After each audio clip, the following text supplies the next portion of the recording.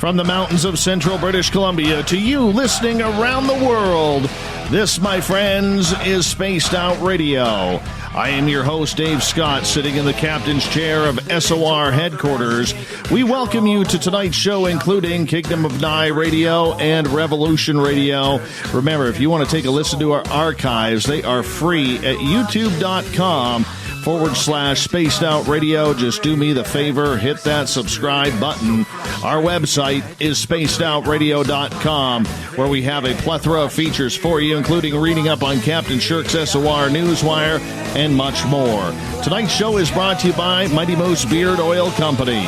It's 100% Canadian, 100% natural, taking care of beards around the world. Visit MightyMooseBeard.com. Don't forget to use promo code SOR2019 today.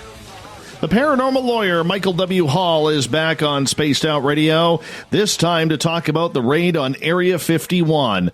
Michael, who has dropped weight practicing his Naruto run in preparation for September 20th and the storming of the military base, is here to talk about this Facebook joke that is being taken all too seriously.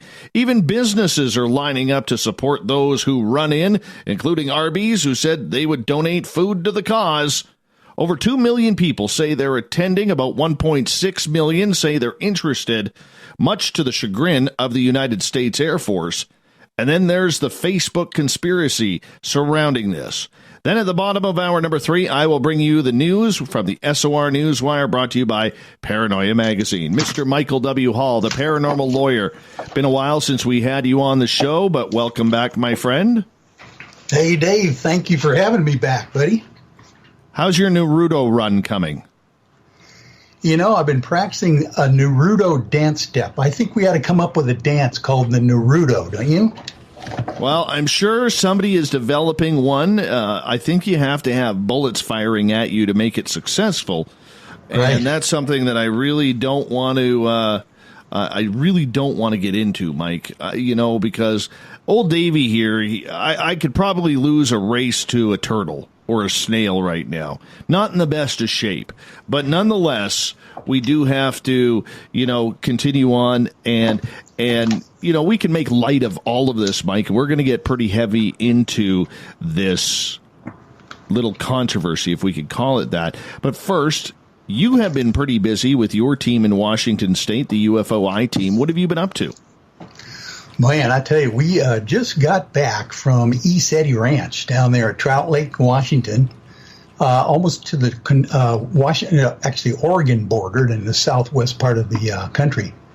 And at Mount Adams. It was just an amazing 4 days we spent down there.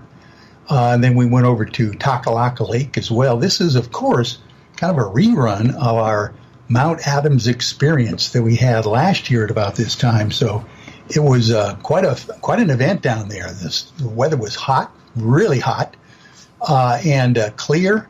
And the mountain, you could almost touch the thing. It was so close. See any UFOs? We did. We never get disappointed down there at James Gilliland's Ecity Ranch. There was, probably close to maybe 50, 75 folks from all over the world there last weekend. Watching a beautiful night sky, and every night we were there, both Friday and Saturday evening. You just cannot miss the anomalous lights and activity that happen in the night sky that don't show up on our Heavens Above apps, where we can tell which satellites are going by, whether it's the ISS space station or any commercial flights. So these things are quite amazing to see, and we record them, of course, on our high-end FLIR photography, night vision, stop-action photography and stuff. So we've got some really good stuff that we're going to put on our Facebook page, the UFOI Team Facebook page, so people can share what we just saw last weekend. Very cool. Anything that you can describe that you could actually say, oh, yeah, definitely, that's a UFO?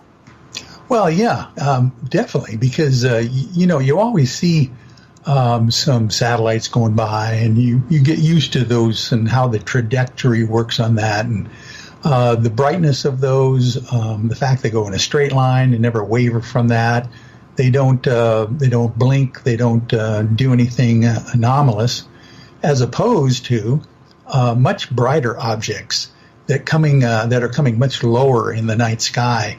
Literally, you can tell these things are well within 2,000 to 4,000 feet up only. And then, of course, they're going along, and every once in a while, what we'll do is once we confirm that it's not a commercial airliner or any kind of a known craft, and it's anomalous, what we'll do is take our laser pointers, very powerful laser pointers, by the way, and circle the object to bring everybody's attention to it. Whenever we do that periodically, we will get this object to just flare up immediately. And flare up, by flaring up, I mean this thing like becomes 20, 50 times brighter than what it is once we point it out and circle it.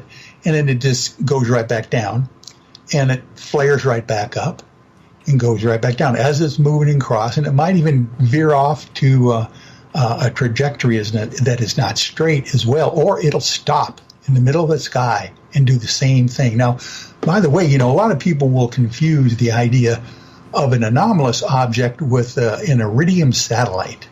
You've heard of those things where iridium satellites catch the glint of the sun, at certain times during the evening on their photo arrays. And what they'll do is they kind of like not just flash, but they will kind of power up, and then they'll fade out again. But these are a little bit different. These are not something that takes 3 or 4 seconds, 5 or 6 seconds to power up like an iridium satellite does, and then that time frame again to go back down, because they don't rotate that fast in the night sky when they're catching the sun. These things are much more powerful and much quicker as far as their flare-ups and flare-downs go. So it's quite fascinating, and you kind of have to educate the public that are around us as we do this, so they can really understand what the anomalous objects are. For people who have never been to James Gilliland's Ecity Ranch, what's it like? Describe that for us.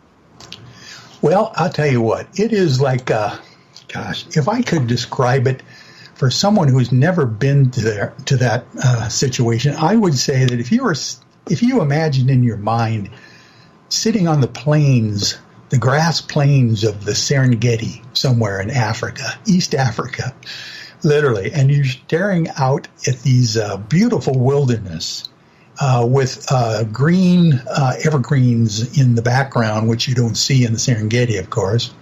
But then you see, like Mount Kilimanjaro rising up out of the desert, you would see Mount Adams rising out over the tree line, and it's only 14 miles away from the Skywatch field at Ecity Ranch. And that is just the most impressive thing you'll ever see, unless you're close to Mount Baker, Mount Rainier, those kinds of things. But in eastern Washington, or the central part of Washington state, there's not a lot to compete with a giant mountain like that.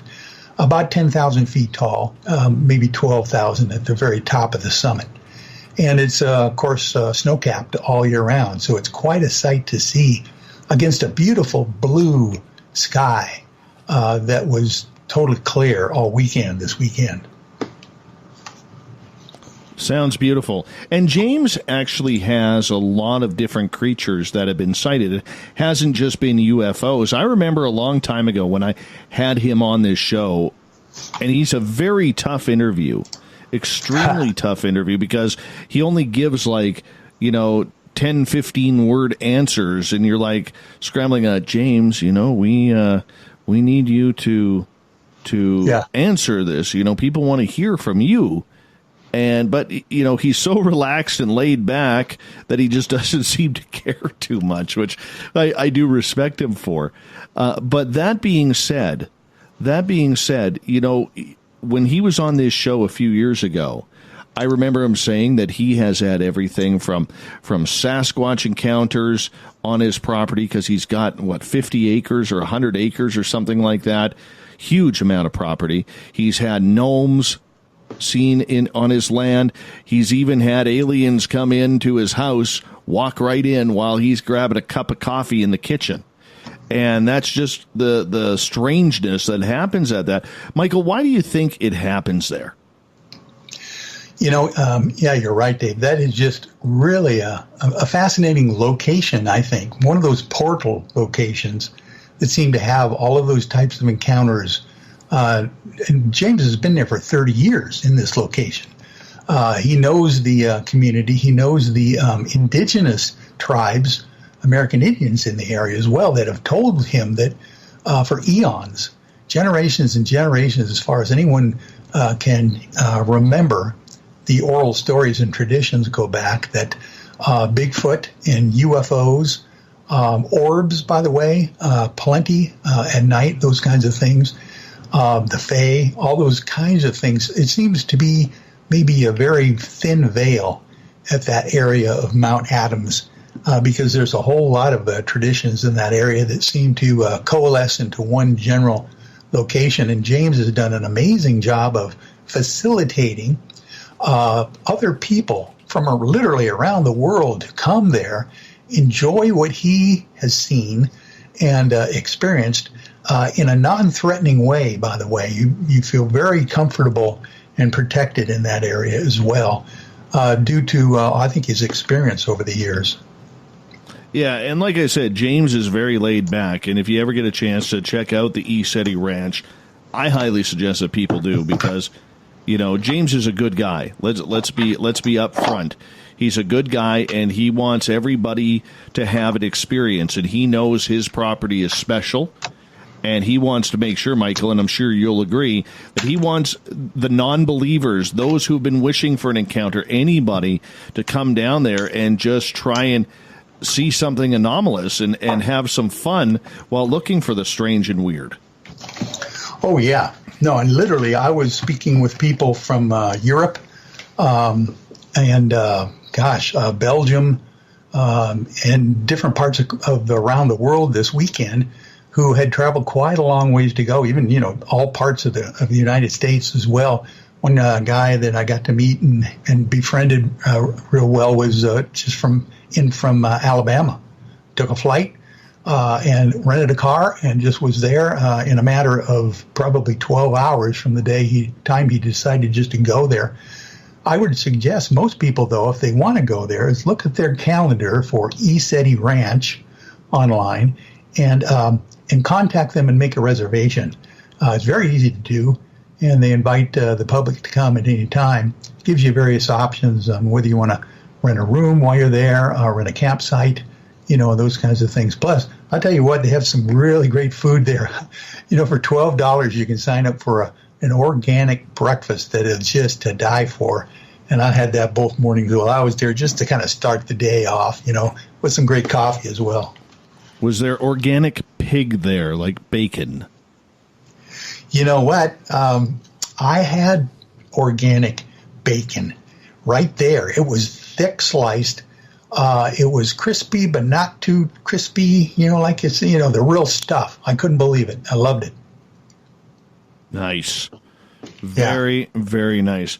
Michael, for people who are learning about you, and you call yourself the Paranormal Lawyer. Later on in the show, we're going to get into, a lot of the controversies that have happened this year in the UFO field, but we're going to be concentrating for the next while on the rushing of Area 51.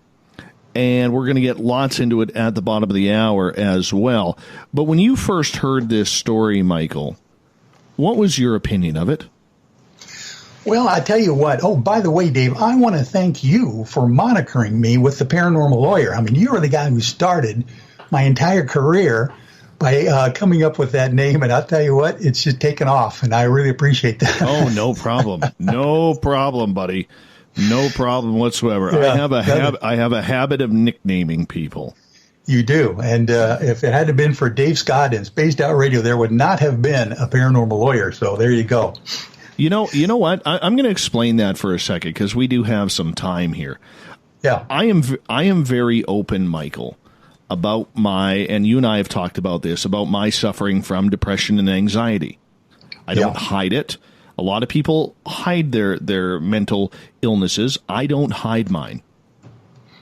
And I figure I have a conduit with this radio show that allows me to escape. And because of this radio show, I get to end the majority of nights, I'm going to say about 99% of my nights, on a positive note, which makes me sleep a lot better at night. I don't use medication for depression and anxiety. I used to. I used to have to. But I have been med-free since, I believe, 2014. 2015, 2014 or 2015, and I feel great. And I will tell you this, I have during my daytime job where I work in the finance industry, I have this guy where he's like, dude, why do you keep acknowledging me? You say hi to me about 15, 20 times a day. and it was kind of bugging him, right? And I finally got the courage to go up to him last week. His name's Colin. Go up to Colin last week. And I walked into his office. I said, can I talk to you for a quick second? He goes, sure. I said, you know how you made that little comment about why do I acknowledge you so much every day when you walk by my office? He goes, yeah. I said, I know that's annoying. I totally know it's annoying. I said, but let me tell you something. I said, suffering, and I explained to him how I suffer from depression and anxiety. And one of the things for me as having this mental illness, and that's what it is the fact that I never want people to feel lonely. Mm-hmm. I never want them to feel the way I feel at times. And people will say to you, oh, Dave, you talk to, thousands of people every week. How could you be lonely? How could you, you got a family, you got friends, and you got people all over the place.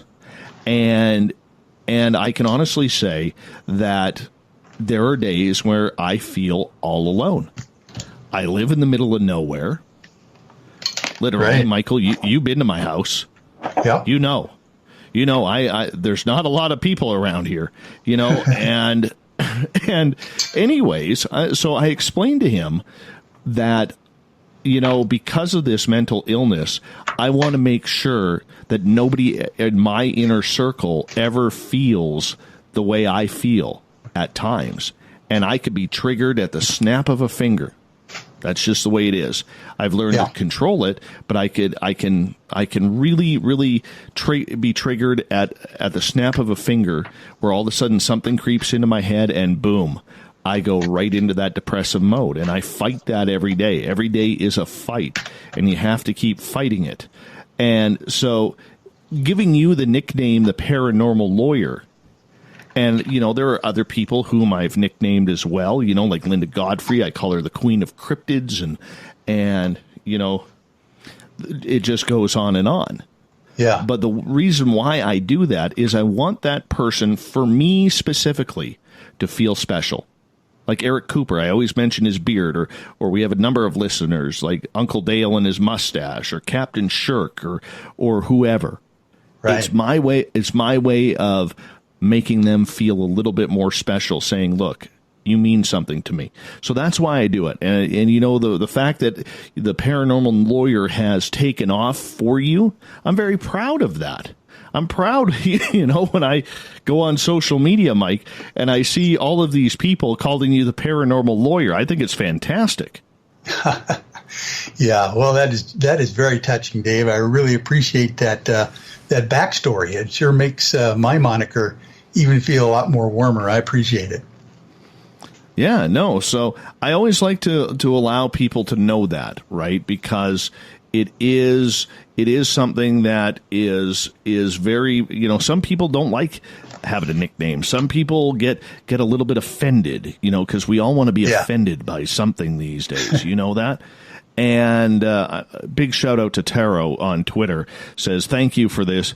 You are a brave, strong man. I tease, but words cannot describe my respect for you. Thank you so much. I appreciate that. But it is very difficult. And it is it is all about a good fight. So, for you, in your cases, we got about 2.5 minutes here before we go to break at the bottom of the hour. I think it's fantastic that it's a moniker that's stuck, because you've really built a high-quality reputation around that, Mike. Wow, thank you. Yeah, you get a little impetus about, some kind of a title or a moniker, and you go, I better live up to that and do a good job with it. So thanks for the motivation. Oh, you deserve it. You deserve it. Michael, is it hard to, as we got time winding down here, about 2 minutes, is it hard to balance the professionalism of your law career, where you're a lawyer in Washington State, you're a former, I believe, judge, I think it's called a district judge, pardon me, being in Canada, I don't know the American term. Yeah, and, Superior Court judge. And playing the woo card with the UFOs? It probably was maybe 20 years ago. I've been a lawyer for 30 years myself, been a general practice attorney and certified mediator, pro tem judge on the Superior Court. But, the last, 10 years, even the last 2 years for sure, you don't get any snicker factor anymore like you used to. There's a whole lot of folks in various people from different walks of life. Dr. Stephen Greer was one of the first pioneers, a medical doctor coming into their, various other professions, people that have been involved in it over the long term. So it's been pretty easy to do lately. And I tell you what, most of my colleagues in the legal profession and in my local bar and everything, they're very fascinated now with the stuff that's coming out in the mainstream news. And I get a lot of them coming to me, and they could care less whether other people know about it nowadays, just asking questions, going, tell me about this. I know you're into this, and I heard this on Fox News, that kind of thing. So it is getting a lot easier, and the stigma of those kinds of experiencers out there is becoming a lot less. And, of course, our UFO team motto is tell us your story, and people are starting to do that. That's exciting. That's very exciting as the public starts to open up on this entire subject of UFOs. And seeing the excitement that a lot of people are having, Michael, is as we prepare for break here at the bottom of the hour, it very much brings a whole new different set of energy to this cause where, even as little as 2 years ago, and even with a lot of people today, we are still tinfoil uneducated people. You know what I'm saying? And now, all of a sudden, there's a little bit of reality behind it. Michael W. Hall is our guest tonight. The Paranormal Lawyer and I will get into storming Area 51 on Spaced Out Radio right after this.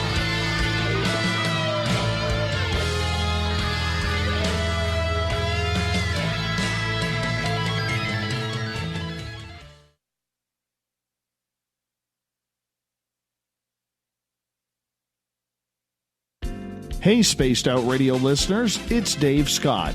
I want you to check out a great documentary I'm involved in called Beyond the Spectrum, Mosson's UFO Files.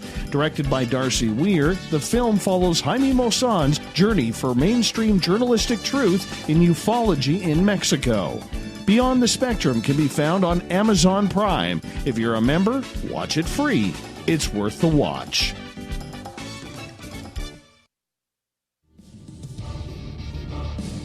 Come get spooked at the 4th Annual Forest Moon Paracon in Cedar-Woolley, Washington, Saturday, September 28th. UFOs, ghosts, aliens, Bigfoot. Speakers include Mike Morin and Jason Jordan, R. Keith Andrews, and Dave Scott from Spaced Out Radio, and so much more. There will be workshops and a VIP roundtable. Get early bird tickets now at fmparacon.com. Are you intrigued by Paranormal Talk Radio? You'll love the new Paranormal Radio app from TalkStream Live. You'll find a great selection of talk shows covering UFOs, ghosts, strange phenomena, and much more. Download the Paranormal Radio app now and start listening to the very best in paranormal talk entertainment, including the network you're listening to right now, the Paranormal Radio app. Free in Google Play and the iOS App Store. Looking for the stories of the strange and weird that you will find hard to find anywhere else? Check out the SOR Newswire on our website. Our writers, led by Captain Shirk, are scouring the world for the oddest and most bizarre stories we can find. Everything from weird crime to suspenseful and paranormal. We're working hard for you to bring you the most intriguing news of your day. Check out the SOR Newswire at spacedoutradio.com today. A timepiece is a reflection of who you are, and what better way to show off the real you than with an Escape watch? Escape is a lifestyle brand accessorizing your days and nights. Choose to escape and create the life of discovery that you deserve. Dream, play, unite with your own personalized Escape watch. Head to escapewatches.com. There is no time like the present to enjoy your escape. Use promo code SMF2017 for your 20% discount today. Are you having encounters with the paranormal, supernatural, or ufological that you cannot explain? Look no further than the SOR Sightlines Report, brought to you by the Experiencers Support Association. This is Ryan Stacy, head of the Research Association, TESA. Soon on the Spaced Out Radio website, you'll be able to file your reports and have them researched for you. We are independent and ready to help Spaced Out Radio listeners today. Heading to Vancouver and looking for a night on the town? The Moose Vancouver is the bar that never stops rocking until 2 a.m. every night. The Moose has great food with everything on the menu from $6.95 to $8.95. Fantastic, vibrant staff and rock and roll that will bring you back to when the music was real, the hair was long, and the guitars were rocking. Get your party on at the Moose Vancouver, the official party bar of Spaced Out Radio. Hello, this is your guitar man, Ron Bumblefoot Thal, and I have to tell you, I love the response I get for Little Brother is Watching from Spaced Out Radio fans. It's amazing how music can inspire and make people think deeper about what's going on in the supernatural world. You can head over to my website, bumblefoot.com, to check out my music, my guitar workshops, my touring, even check out some of the hot sauces that I'm working on. And make sure you keep on listening, because with Spaced Out Radio, you know Little Brother is watching. Every night on Spaced Out Radio, we have places for you to hang out. Hi, this is Carl. Join our SOR Space Travelers group on Facebook for live chat. On Twitter, using hashtag Spaced Out Radio, you can also join us in our Spreaker chat room. Check us out on Instagram at Dave Scott SOR. All of our archives are free on YouTube at Spaced Out Radio. By the way, I'll be watching you at your window until you do. Bye! From the heartlands of Canada to beards around the world, we know how to take care of you. Fill your follicles with the Mighty Moose Beard Oil. All our oils and balms are handmade and 100% natural ingredients because we care about your beard. And hey, use the promo code SOR2019 and get your Mighty Moose Beard Oil today. You can check us out on our website, mightymoosebeard.com.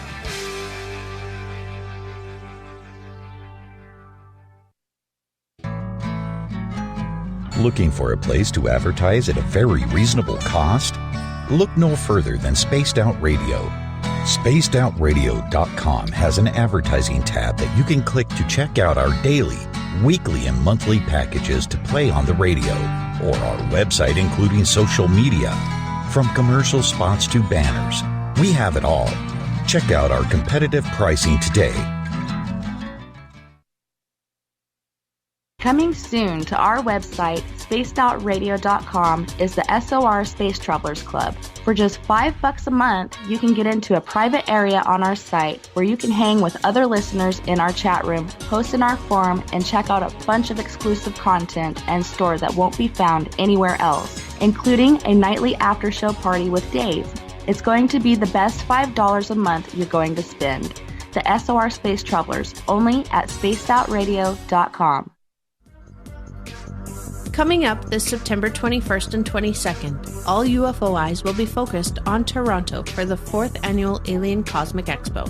Come listen to some of the biggest names and experiencers in ufology. Travis Walton, Paul Hellyer, Richard Dolan, Paula Harris, Grant Cameron, Randy Kramer, and Spaced Out Radio's own Dave Scott. Tickets are on sale now at aliencosmicexpo.com.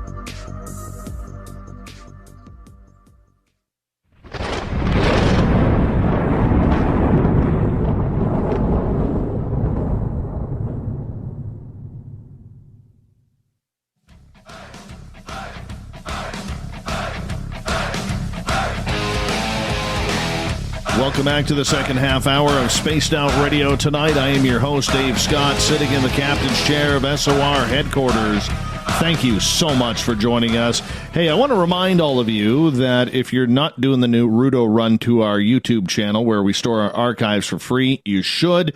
Go to youtube.com/Spaced Out Radio. Just do us the favor, hit that subscribe button. Our website is spacedoutradio.com, where we have a plethora of features for you, including reading up on Captain Shirk's SOR Newswire, which is updated daily.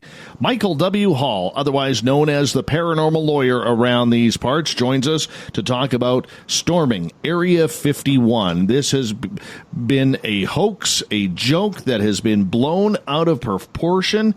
It has got national and international media attention, and originally it was said like this: we will all meet up in rural Nevada and coordinate our parties. If we Naruto run, we can move faster than their bullets. Let's see them aliens.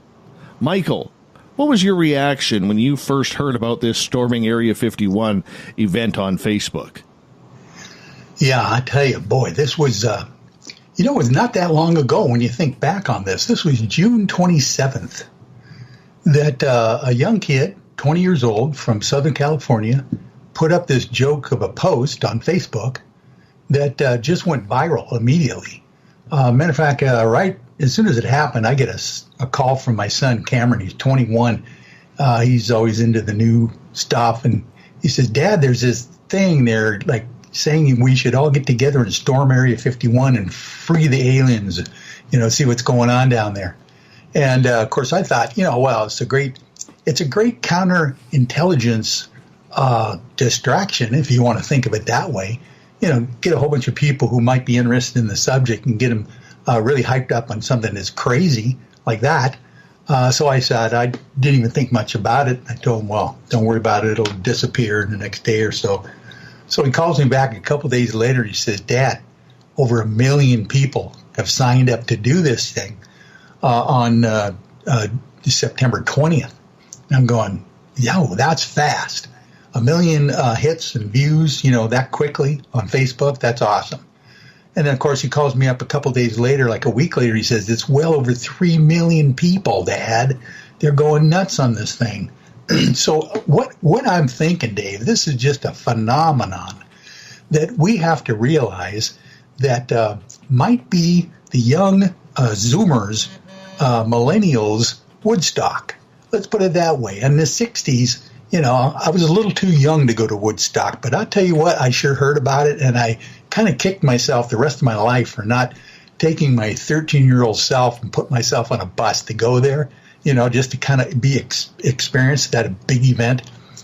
There's certain other generational social causes that have come up over the decades and over the millennia. But the young, brand new organizational kind of world thinkers, the Zoomers out there, have glommed onto this idea of UFO disclosure like we have never seen anything like this from them before. So I think this could be their social cause. Whether they go there or not, this is something else we got to talk about. But the whole idea of literally people from around the world, too, coming onto these websites and saying, hey, I'm from Chile. What should I bring to Area 51? I'm from, Afghanistan. I'm coming. What do I bring to Area 51? People have really jumped on board on this thing. It really has gone viral. And it's one of those interesting stories that was never supposed to be this way. It never was supposed to be this way. It just kind of happened, and it blew up. So much so, Michael, that it started actually causing quite the stir within the United States military, especially the U.S. Air Force and branches of the government like the CIA, who do a lot of secret testing out at Area 51 in the Air Force range there. Maybe you want to go over that. Yeah, well, I tell you what, initially when this first thing kind of happened, it came to me about an idea of doing something a little bit different, but, organizing and kind of like bringing that energy into a more positive mode. So I started contacting a few of the folks down there in the area. Connie West is one of them, who actually works at in Rachel, Nevada at the Little Alien. She runs the place there. Talked with her on the phone, talked with Linda Looney, actually, that's her real name, Linda Looney, at the Alien Research Center on the other end of Area 51, or actually the other end of the extraterrestrial highway, Highway 375. And those folks down there initially didn't know what to do with all of the different people from around the world calling them, trying to figure out what was going on and what was planned, where could they stay, and all that kind of stuff. And all of a sudden, the local law enforcement, the local area military, they started getting concerned. I mean, literally, there are 54 at the most people who live in that little town of Rachel, Nevada.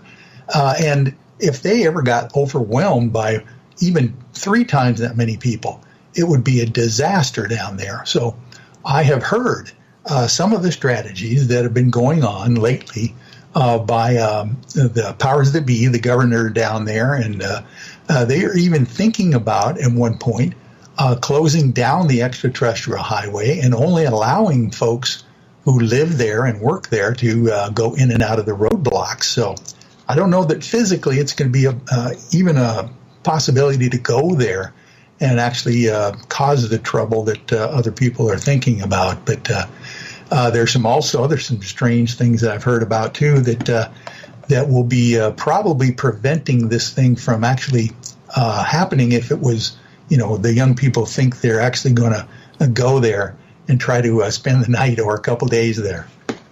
Well, I don't think anybody in law enforcement is going to allow a single soul to get past the black mailbox. And in fact, on their website, stormarea51.us, they have changed it now. They've said, we're meeting out on the extraterrestrial highway. We traveled out into the desert to speak directly with landowners about creating an event for people to celebrate the unnatural. They're totally on board. They can't stop us all from meeting out there. Let's have fun. Music, camping, and arts will occur over the weekend until Sunday. We hope to see you there. And then in a little asterisk, they said, our viral event was deleted by Facebook, so stay tuned here for more information. We'll get to the Facebook controversy, if we could call it that, right after this. But in the fact that, I heard the young man who put this up, and his name's on the tip of my tongue right now. And Matty. Yeah. M-A-T-T-Y is his first name. Yeah, I heard that he was actually starting to get some phone calls from government officials saying, what are you doing? What's this all about? Why are you wanting to do this? Right. You would think that, matter of fact, I heard him be interviewed, it was by someone just recently, and he was quite paranoid initially when he first got those phone calls. I would be too. I mean, you don't want to be held responsible for anybody getting hurt or killed in this kind of a situation. So hopefully he's been backing off on that. And what we're attempting to do, by the way, is trying to get a hold of the guy to see if we can partner up together with our idea of a 24-hour podcast instead, try to get people involved that way. But it would be a scary thing for a young 20-year-old guy to all of a sudden find himself in the firestorm of the middle of a massive viral event that he probably didn't anticipate. At 20 years old, you don't expect something like this. That's probably a joke between friends to go absolutely haywire. 2 million plus people say they are going, Michael. What happens if even 100 of them show up, because they can plan this other party saying, hey, let's leave Area 51 alone. We're all a bunch of weirdos. Let's gather for Weirdo Fest about the unnatural on this farmer's yard. Let's all have a good time, have some beers, crank some music, and get together and swap some alien stories or UFO stories. But there's a reality here, Michael, because you know as well as I do, there is going to be that very small part of society that is taking this extremely seriously. Right. You know, the what they need to realize, basically, I just came back myself from, Ecity Ranch, where we're basically camping out on our own and bringing our own food and water and provisions for about 4 days. It takes a lot of planning to do something like this, for one thing. If you're young and inexperienced, you might not realize that the distances that they have to travel by car, basically, to get there, and the fact that there's no gas stations in the area at all. You know, it's not like you're going to go down the road, and when you get to someplace out in the desert, maybe hundreds of miles from where you leave that morning, you don't realize there's not a gas station to be found, and you can't get back. So those are the things that are going to be the reality is going to hit real fast. The fact of the heat, oh my goodness. The fact that there's no water and you got to bring everything that you possibly could need to survive, let alone the cold at night, is something that is bone chilling. You won't believe in the desert how cold it actually gets, even though it might be well over 100 degrees at night. So a lot of folks won't be prepared for that, and I'm hoping these young Zoomers out there, these younger generations, if they don't have the experience of doing this on their own before, that hopefully they'll be smart enough and stay home and just enjoy it on YouTube in whatever alternate form we can give them. Mm-hmm. But, Michael, there's always those people who take things too far. They take things to the extreme every time. They want their name tied with history that they ran into Area 51. And to the extent of whether or not they know how serious the camo dudes are at the entrances of that secret military facility, we're dealing with a very, very serious topic here.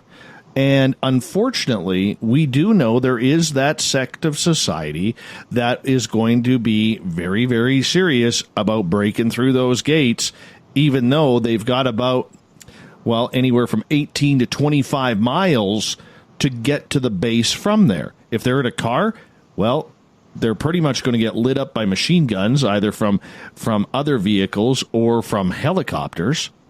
We've already seen that earlier this year when people take things to the extreme. That one gentleman was shot and killed 8 miles in his car. I mean, these guys, these camo dudes, they aren't messing around. Oh, yeah. And, you know, if indeed the governor is planning ahead on something like that, you know the military is for sure. There is no, I mean, I can just imagine that the military is thinking, well, we can't even afford to let these people get even close to this kind of a mob, attitude. So obviously they've got many, many ways and countermeasures to keep people from even congregating together if they wanted to. I mean, they've got energy beams, they've got basic gas and those kinds of things that they possibly could use that hopefully is not going to be very harmful. But I remember that scene in Close Encounters of the Third Kind where they were trying to clear the entire area around Devil's Tower. It was fascinating the way they did it there, but the military actually went out with sleep gas and just put everything to sleep, even the birds and the cattle and all that kind of stuff in the area. I can imagine that they have lots and lots of ways that they can do those kinds of things for crowd control if they had to. And I would not encourage anyone to actually go in that area, let alone if you were just going to that area to visit by yourself to Rachel, Nevada, and go to the little alien or something like that. You'd want to call ahead of time, make sure you had some reservation, and that you had all the provisions you need just to get in and back out yourself. So I think they're going to be prepared for any kind of mass event that might happen. I can see that. I just hope that nobody gets killed on this. Yes. I really don't. And I fear for those who are going to take this event literally. Yes, 2 million people are signed up, but let's face it, there's maybe going to be 100, 200 people that actually show up. And out of those 100 or 200 people, there may be less than a handful that are actually going to try and make a break for it. Yeah. And those are the people I worry about. And I think a lot of people, as we draw closer to it and the media attention, including what we're doing tonight, it builds up people's strength because they're saying they're going to do it. They are going to do it. They're going to be the one. They want to see the aliens. What are those secrets? In the meantime, there's other radio show hosts say, go do it, man. Go do it. Let's get this on. This is cool. Yeah. Yeah. There's always those encouraging the crazies out there to do those kinds of things. And there's always enough folks in any kind of a crowd to try to take it to the extreme. This will be actually a very interesting test for the younger generations now and their social consciousness level of how they are going to manage their thoughts and movements and those kinds of things. If they get really behind in a subject, how are they going to handle that? The Zoomers, the young guys out there, young people, they really have not been tried in the field yet. They haven't really gotten their wings as far as been out into the real world and see how it works. So I'm hoping that they're going to be very even-handed and educated about how to actually get things done the right way and not to just try to see if they can bull their way into a situation that they can't handle. Michael, outside of potentially being shot and killed, what is the type of penalty that would happen for something like that? I can't see it as being a simple trespassing. Yeah. Well, obviously, I have heard in the past even anybody, any civilian that was caught in an unauthorized area closer to Area 51 are immediately arrested by the camo dudes, the independent contractor security force. And then they are turned over to the local law enforcement, sheriff's office, and police departments in that area. And, of course, they are taken in, arrested, and charged. And it might be a day or two, depending on, obviously, this is going to be a weekend. If anyone knows about local law enforcement, if you're going to get arrested on a Friday or Saturday, you're going to be there all the way till Monday at least before you're even arraigned in front of a judge. So it could be a long haul and quite harsh, as far as the treatment goes. And let's not just say, the initial contact with the military camo dudes or whatever is going to be pleasant. I would not think that it's going to be pleasant. And like you said, people could get hurt even during the arrest process. Well, I know I will be in Toronto for the Alien Cosmic Expo on the other side of North America here. Yeah. So I won't get down there, and probably good for me because I know that I would be a little bit tempted to go just to stand on the outside lines and see what goes on. I would be tempted to get down there. But, Michael, in regards to this, how much different, for those of us who don't know, would it be to be arrested in a place like Area 51 comparatively to, say, someone who is arrested for doing a crime on the streets, like whether it's shoplifting or stealing a car or whatever that charge may be? Yeah. Well, that's a very good point, Dave, because I tell you what, being arrested by the military for being an unauthorized government facility is totally different than being arrested inside a city or even a county government area and being taken to the local county jail there. I mean, of course, local law enforcement and law enforcement all over the world are always considered, they've got some political issues with, people claiming that they're overly overbearing, during their job title or whatever they do. But the military does not have any kind of prohibition in that regard. I mean, they are there to do a job, and they do it quite efficiently.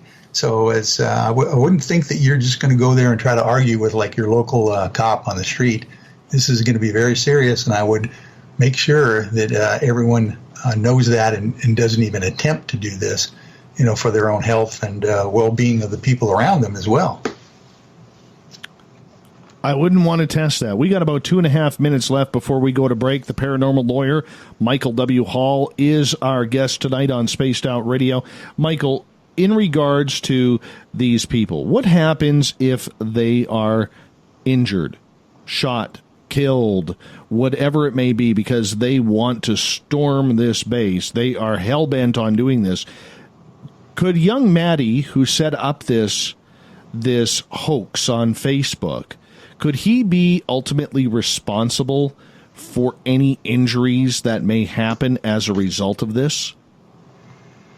Well, that's what I would be concerned about if I was representing him as his lawyer, of course. I would be doing whatever I could do right now, sending out as many caveats as possible to make sure I distanced my client if it has to be Maddie in this regard, just to make sure that he is clear that he is not condoning that kind of behavior. And I'm not sure exactly that he has done that yet. I sure would advise him, even though I can't because I'm only a lawyer in the Washington State, but I would think that he would want to distance himself from any potential liability for anybody just going there, even if they are potentially, in not the best mental state to go there. They're being induced to go there by a joke that he started. So I would think that he would want to distance himself from that entire event if he could. I don't think he will, though. I mean, he's a 20-year-old kid. I mean, there's something exciting about that, though. Yeah, that's the draw to it, for sure. It's like all of a sudden you find yourself in the glow of the spotlight. You might not be having the best advisors in the world as well to help you get through that process. True. So your advice to people is don't go. Don't even go to the party. Don't get caught up in it. No, don't get caught up in it. It's not worth it because there are some alternative ways that we can get this same thing and this disclosure of UFOs and potential alien visiting our planet, get that awareness out to the public. And that's what we're attempting to do as well. So there's just not worth, your life and limb just to go down there if you're curious. We need to work on this from a better standpoint. Michael W. Hall, the paranormal lawyer, is our guest tonight on Spaced Out Radio. Rating Area 51, are you ready for the storm? You sitting back at home watching? Or are you tempted like me? Even though we're suggesting you don't go. Second hour of Spaced Out Radio is next.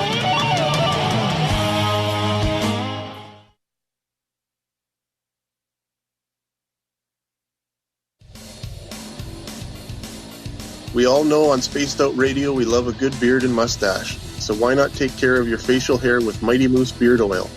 Made in Canada, we're taking care of beards and stashes around the world. We use 100% natural ingredients with our oils and balms to make your whiskers feel silky smooth. Use promo code SOR2019 at MightyMooseBeard.com today.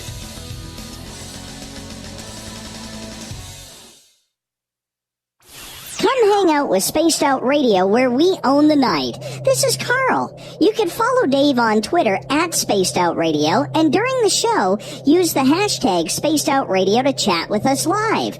On Instagram, at Dave Scott SOR. On Facebook, give our page a like, Spaced Out Radio Show. SOR archives are free on YouTube at Spaced Out Radio. Come join us, or I will come join you. See you at your window.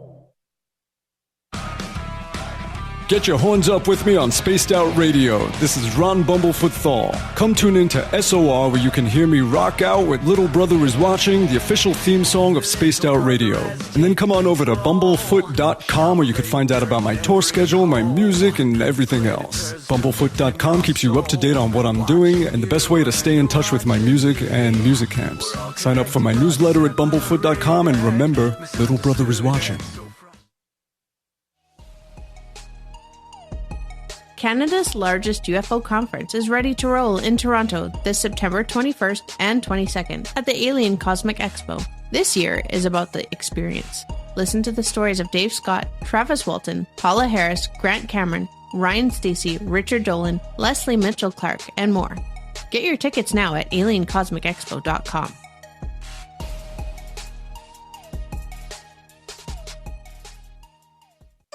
Find your escape where time has no limits. It's about living today and cherishing the heritage of yesterday. A spirit of adventure for what is new, with the nostalgia of the past. Your timepiece is a reflection of who you are. Life surrounded by beauty from the world around us to the soul within. EscapeWatches.com. There is no time like the present to enjoy your escape.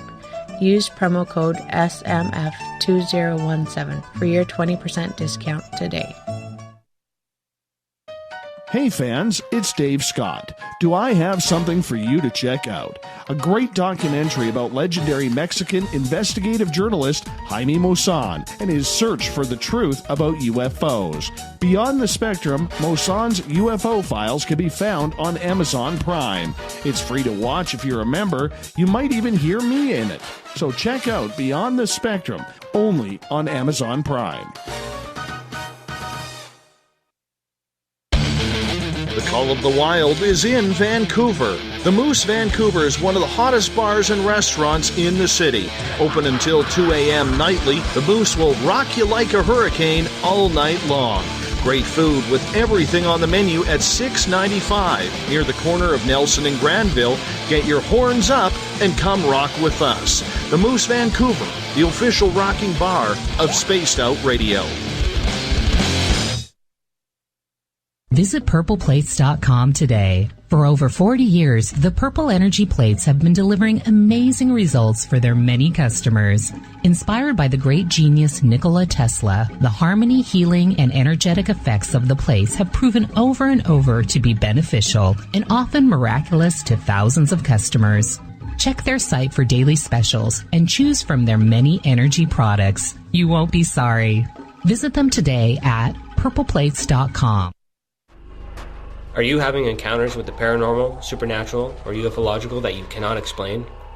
Look no further than the SOR Sightlines Report, brought to you by the Experiencers Support Association. This is Ryan Stacey, head of the Research Association, TESA. Soon on the Spaced Out Radio website, you'll be able to file your reports and have them researched for you. We are independent and ready to help Spaced Out Radio listeners today.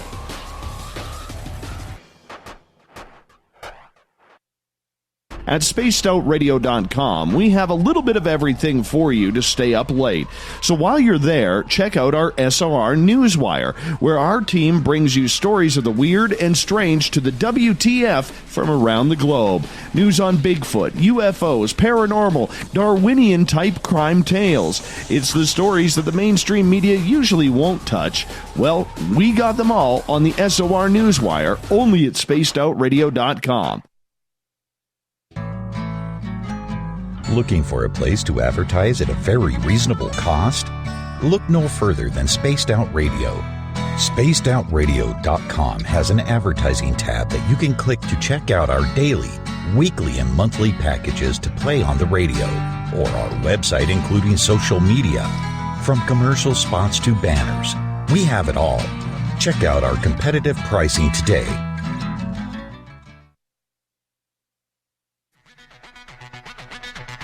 Come get spooked at the 4th Annual Forest Moon Paracon in Cedar-Woolley, Washington, Saturday, September 28th.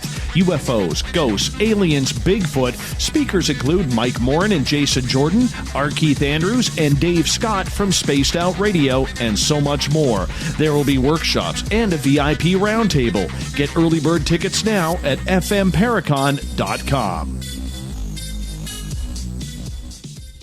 We are getting ready to relaunch the SOR Space Travelers Club at spacedoutradio.com. For $5 a month, you can join us for a plethora of features found nowhere else. Hang out in a private chat room during the show and after party. You can check out some exclusive content and a store specifically for you, as well as a private listener forum where you can post your thoughts, stories, and pictures. The SOR Space Travelers Club, coming soon to spacedoutradio.com. So, you love talk radio? Then you'll love TalkStreamLive.com. TalkStream Live is always on, 24/7, with the best streaming talk shows. Find your favorite talkers and discover some new ones. It's free, readily available online or on mobile with any smartphone or tablet. Finding your favorite talk shows all in one place has gotten a whole lot easier. Just go to TalkStreamLive.com. Be sure to download the free apps from Google Play or the iTunes App Store. The freedom to post what you want, when you want. That's the social media freedom you need. Social media freedom is the free app in your app store. No need to worry about going to jail or being shadow banned any longer. It's the freedom to say what you feel. The freedom to know Big Brother isn't watching. It's the way social media is supposed to be. Social media freedom. It's time to set yourself free. Download from your app store today. You're listening to Spaced Out Radio with Dave Scott. Follow Dave on Twitter at Spaced Out Radio and on Facebook, Spaced Out Radio Show. Welcome back to hour number 2 of Spaced Out Radio tonight. I am your host, Dave Scott. Thank you so much for being with us. Give a shout out to Gene in D.C. Hi, Gene. How you doing? Give us a call sometime. Thank you for listening. We welcome back everyone listening in on our terrestrial affiliates, KDNF AM 1560 in Dangerfield, Texas. Down in New Orleans, UPRN 107.7 FM, WQEE 99.1 FM in Noonan, Georgia, KDUN AM 1030 in Reedsport, Oregon, and down in Ridgecrest, California, we're on KZFX 93.7 FM. On the digital side, hi to everyone listening in on Kingdom of Nye Radio. Jareth Barrett and the boys at Revolution Radio, good to have you with us. Don't forget, you can also check out our archives for free at youtube.com/Spaced Out Radio. Just do me the favor, hit that subscribe button. The Desert Clam has set the password for tonight in the SOR Space Travelers Club. Garbology. Garbology is your password. Use it wisely, space travelers, as the Clam sets a password each and every night right here on Spaced Out Radio. Our website is spacedoutradio.com, where we have a plethora of features for you, including reading up on Captain Shirk's SOR Newswire, which is updated daily. Michael W. Hall, the paranormal lawyer, is here with us tonight. We are talking about the legal ramifications of storming Area 51. Michael, thank you so much for joining us. Really appreciate it. Thank you, Dave. I'm enjoying this myself. Me too, my friend. Me too. Hey, I got a question for you before we get to audience questions. All right. There have been, whether it's morning show jocks, people on Blog Talk Radio with their own podcast, broadcast, YouTube channels, nighttime radio shows, wherever it may be, there are always those people out there that are going to be telling their listeners, their followers, whomever it may be, go, make this happen. If we get 1,000 people there, 2,000 people there, they're not going to kill us. You know, that would be a massacre, and the United States government would never do that. They're egging people on to do this. Is there any legal ramifications for people who are trying to incite this type of action?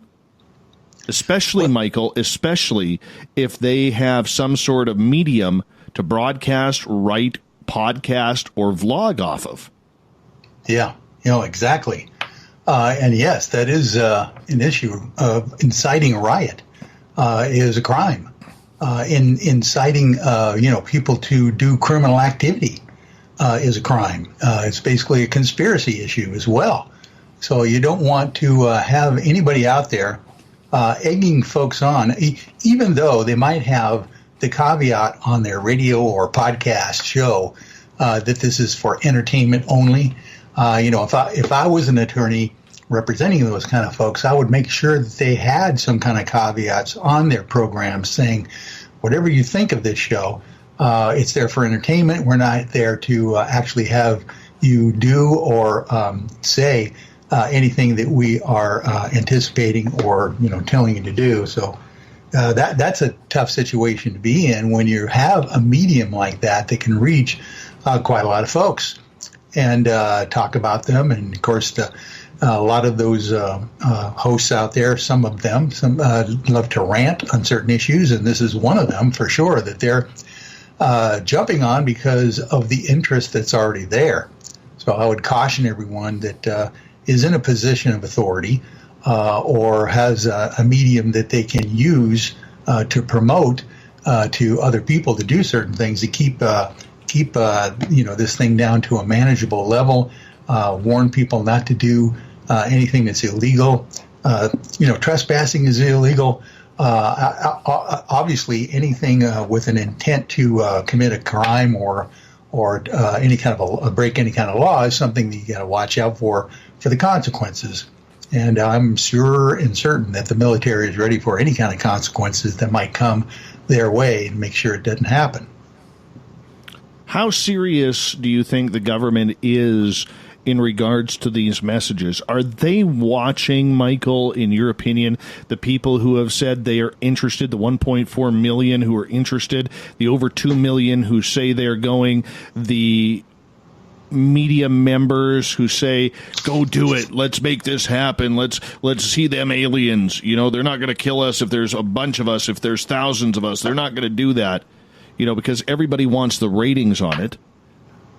But how does the government handle that? How do they handle that type of, like you say, inciting a riot almost? Yeah, well, I would imagine that they have plenty of resources. We mentioned a few of them prior to earlier on in the show that they have the ability to do crowd control and crowd management from quite a distance, I would think. I wouldn't even think that they would allow people to get close enough to become a crowd to begin with, to end up, working off of each other's emotions or anything like that. If I was, well, I'm not, but obviously the military is in control of that situation down there.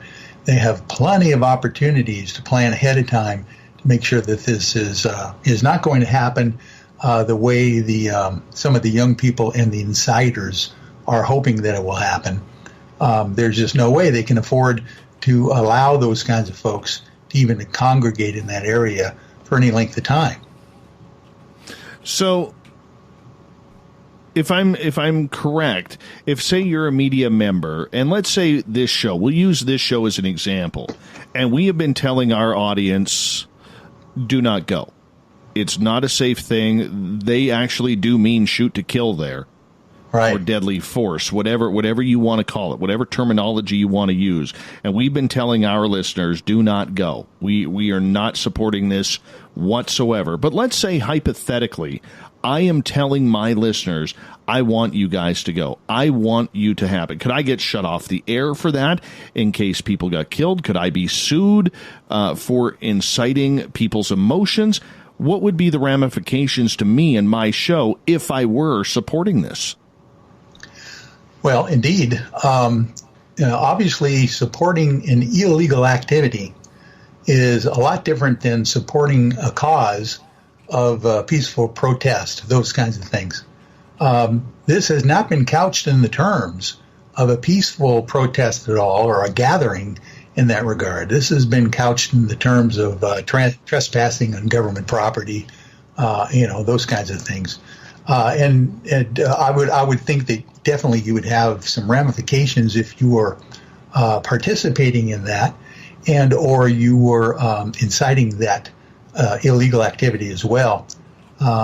It's going to be very, very interesting to see how that gets handled, if indeed there are people hurt or are killed at all in a situation like this where other people might have incited them to go to begin with. So I hope it doesn't get to that point.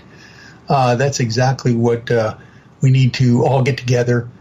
We've talked about it, you and I, before as well, on how to brainstorm and how we can get this idea across of UFO and alien disclosure without harming anyone and putting pressure on the government for full disclosure.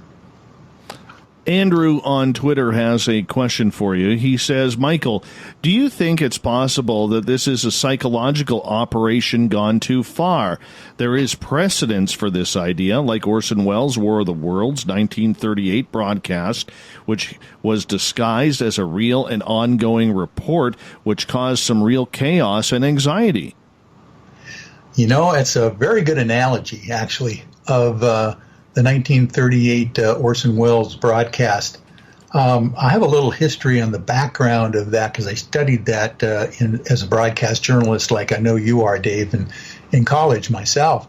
So if we want to go into a little bit of the history of that broadcast, we could, because it's very fascinating how that was perpetrated on the American public early on during the radio era broadcasting, and how it was actually the first show that kind of went to this live on the scene, reporting of something that was going on that got out of hand. And I think this thing that some people are inciting, it would be very similar to that. I don't think it is, going to go to the extreme that literally the 1938 broadcast did, because back then people were a lot more naive and had no idea this was a brand new medium, radio, that was being used for a different purpose than they had ever heard it before. They didn't have the live on-the-scene reports before those kinds of broadcasts happened with Orson Welles. So, fascinating analogy. Absolutely. And you know what? There is a responsibility, too, of people in the media, whether they are amateur bloggers, vloggers, or whether they are experienced show hosts, to keep their audience safe as well. And I would assume that a lot of these media companies, whether you're an independent like what we do, or whether you are a conglomerate, maybe you're on satellite radio or terrestrial television, it would really be behooving of them to make sure that they are telling their employees not to be supporting this. Report on it, yes, because it is news, but supporting it and telling people to go is an entirely different kettle of fish. Yeah, definitely. As a matter of fact, there is that also analogy with the Close Encounters of the Third Kind film as well, where there was that inexplicable drive for people of intuitive capabilities for coming around this area for no explainable reason, and then the military having to deal with people that they couldn't even anticipate would show up. Roy Neary being one of them, the people that were showing up from different parts of the country, not even knowing why they were there. So that would be fascinating to see how this thing plays out, and whether the military is able to manage, people that really maybe have, not, criminal intent in mind, but happen to show up there inadvertently as well. Michael, you got a lot of sources in the UFO field, the government field, the law field. How seriously, in your opinion, is the government taking this? I would think that with their algorithms, with their trolls on the internet, with their capability of monitoring group and social causes, that they are taking this very seriously.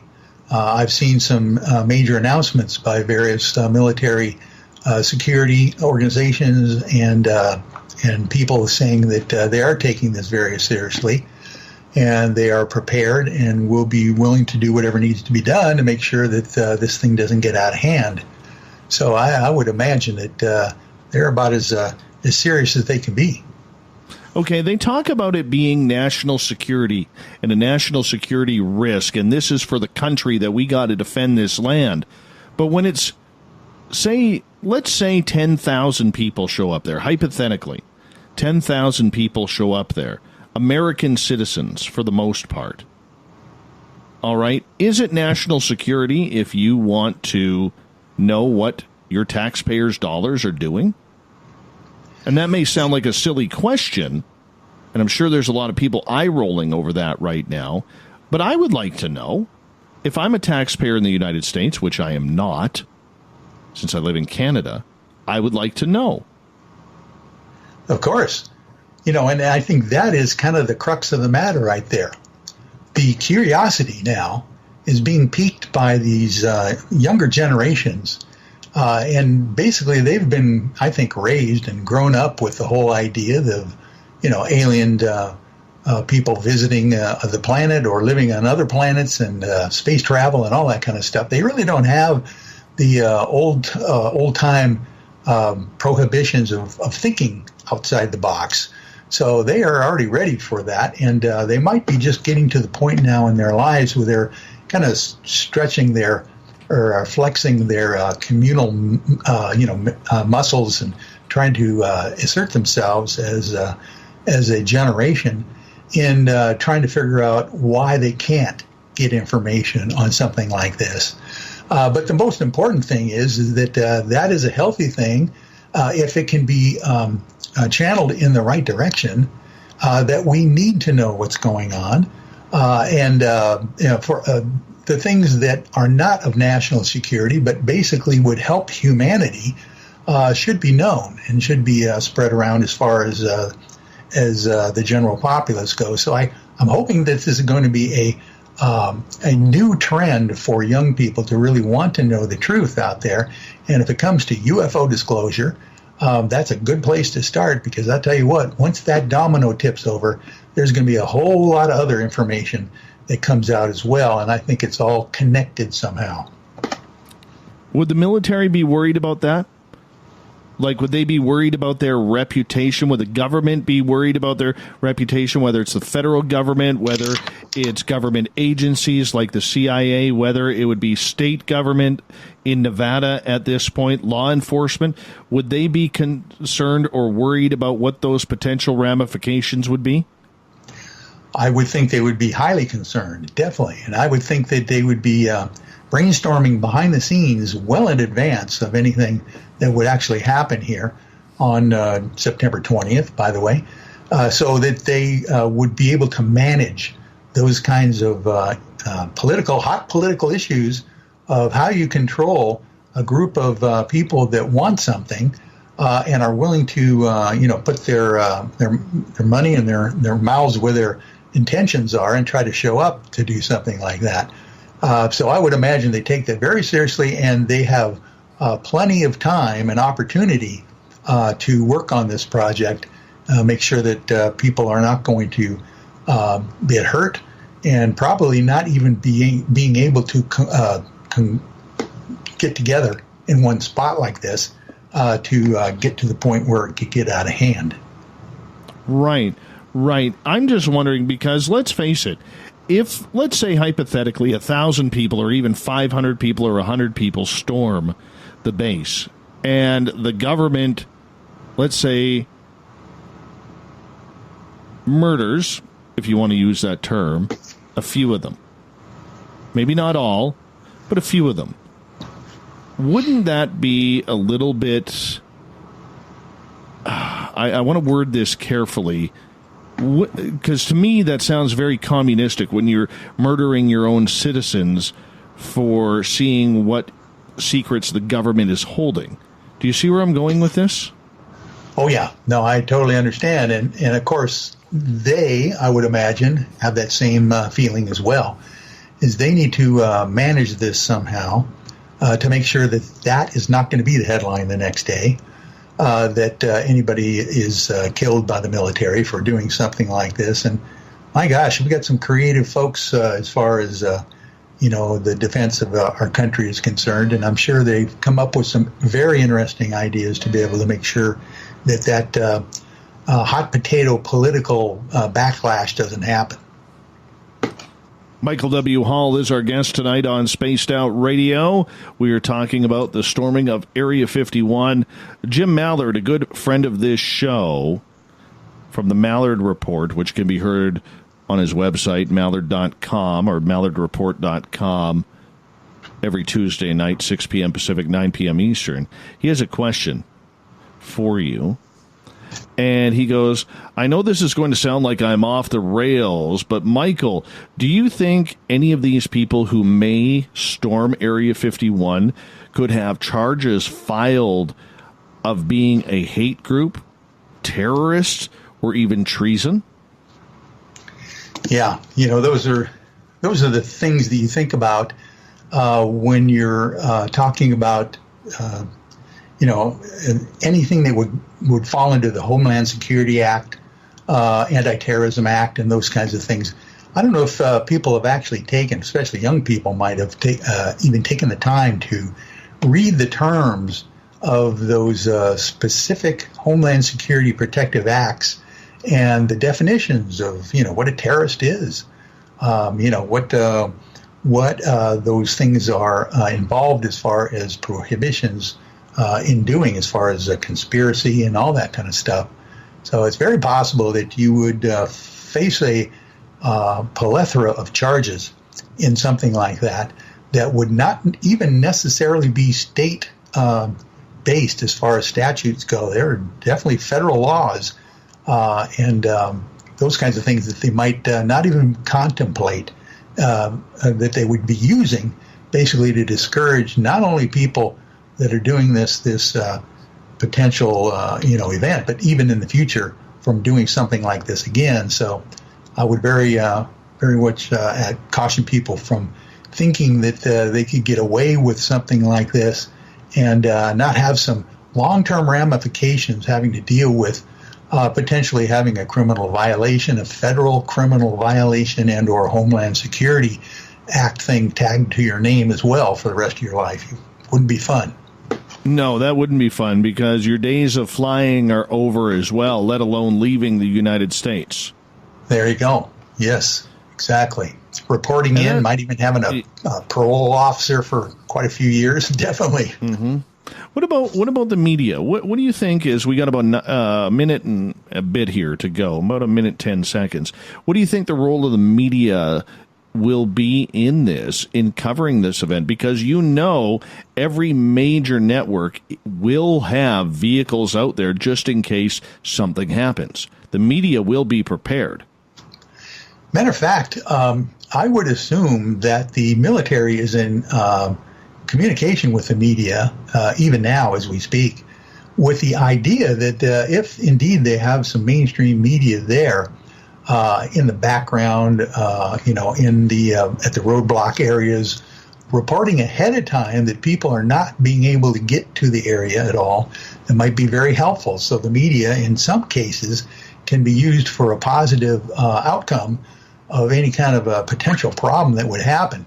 I would hope that the media is going to be responsible enough to report it in that way, and not report it as some people are thinking of being able to get around the system and doing it their own way. So it's going to be very interesting to see how they handle it.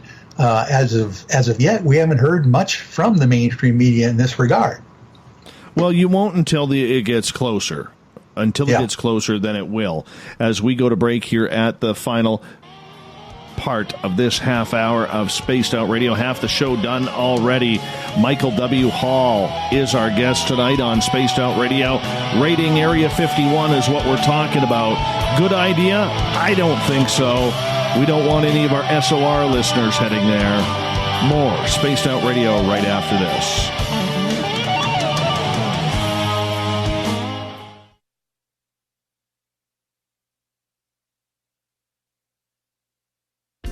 Hey, Spaced Out Radio listeners, it's Dave Scott. I want you to check out a great documentary I'm involved in called Beyond the Spectrum, Mosson's UFO Files. Directed by Darcy Weir, the film follows Jaime Mosson's journey for mainstream journalistic truth in ufology in Mexico. Beyond the Spectrum can be found on Amazon Prime. If you're a member, watch it free. It's worth the watch. Coming up this September 21st and 22nd, all UFO eyes will be focused on Toronto for the 4th Annual Alien Cosmic Expo. Come listen to some of the biggest names and experiencers in ufology: Travis Walton, Paul Hellyer, Richard Dolan, Paula Harris, Grant Cameron, Randy Kramer, and Spaced Out Radio's own Dave Scott. Tickets are on sale now at aliencosmicexpo.com. A timepiece is a reflection of who you are, and what better way to show off the real you than with an Escape watch? Escape is a lifestyle brand accessorizing your days and nights. Choose to escape and create the life of discovery that you deserve. Dream, play, unite with your own personalized Escape watch. Head to escapewatches.com. There is no time like the present to enjoy your escape. Use promo code SMF2017 for your 20% discount today. From the heartlands of Canada to beards around the world, we know how to take care of you. Fill your follicles with the Mighty Moose Beard Oil.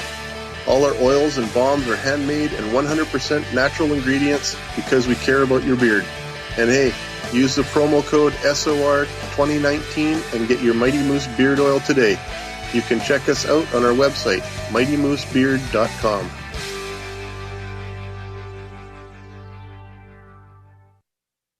Heading to Vancouver and looking for a night on the town? The Moose Vancouver is the bar that never stops rocking until 2 a.m. every night. The Moose has great food with everything on the menu from $6.95 to $8.95. Fantastic, vibrant staff and rock and roll that will bring you back to when the music was real, the hair was long, and the guitars were rocking. Get your party on at the Moose Vancouver, the official party bar of Spaced Out Radio. Are you intrigued by Paranormal Talk Radio? You'll love the new Paranormal Radio app from TalkStream Live. You'll find a great selection of talk shows covering UFOs, ghosts, strange phenomena, and much more. Download the Paranormal Radio app now and start listening to the very best in paranormal talk entertainment, including the network you're listening to right now, the Paranormal Radio app, free in Google Play and the iOS App Store. Every night on Spaced Out Radio, we have places for you to hang out. Hi, this is Carl. Join our SOR Space Travelers group on Facebook for live chat. On Twitter, using hashtag Spaced Out Radio, you can also join us in our Spreaker chat room. Check us out on Instagram at Dave Scott SOR. All of our archives are free on YouTube at Spaced Out Radio. By the way, I'll be watching you at your window until you do. Bye! Hello, this is your guitar man, Ron Bumblefoot Thal, and I have to tell you, I love the response I get for Little Brother is Watching from Spaced Out Radio fans. It's amazing how music can inspire and make people think deeper about what's going on in the supernatural world. You can head over to my website, bumblefoot.com, to check out my music, my guitar workshops, my touring, even check out some of the hot sauces that I'm working on. And make sure you keep on listening, because with Spaced Out Radio, you know Little Brother is watching. Looking for the stories of the strange and weird that you will find hard to find anywhere else? Check out the SOR Newswire on our website. Our writers, led by Captain Shirk, are scouring the world for the oddest and most bizarre stories we can find. Everything from weird crime to suspenseful and paranormal. We're working hard for you to bring you the most intriguing news of your day. Check out the SOR Newswire at spacedoutradio.com today.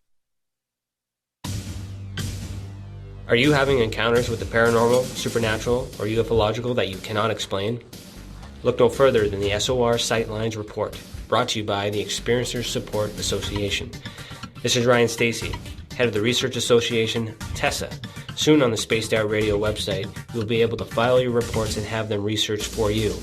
We are independent and ready to help Spaced Out Radio listeners today.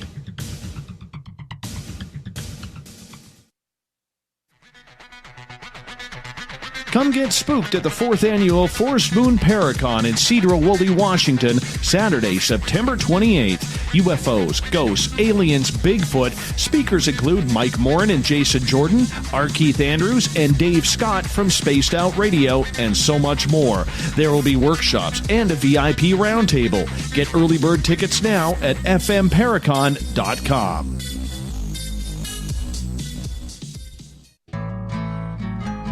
Looking for a place to advertise at a very reasonable cost? Look no further than Spaced Out Radio. SpacedOutRadio.com has an advertising tab that you can click to check out our daily, weekly, and monthly packages to play on the radio, or our website including social media. From commercial spots to banners, we have it all. Check out our competitive pricing today.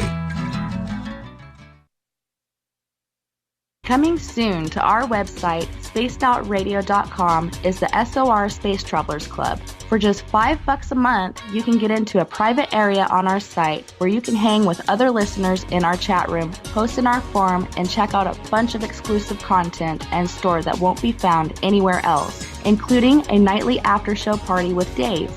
It's going to be the best $5 a month you're going to spend. The SOR Space Travelers, only at spacedoutradio.com.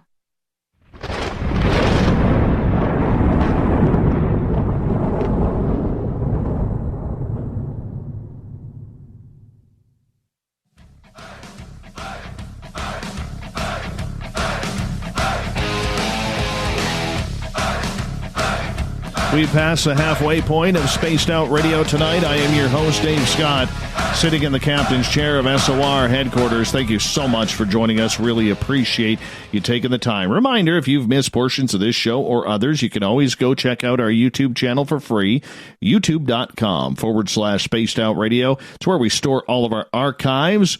Yeah, just hit that subscribe button. That's all I want in return. Our website is spacedoutradio.com, where we got a plethora of features for you, including staying up to date with Captain Shirk's SOR Newswire.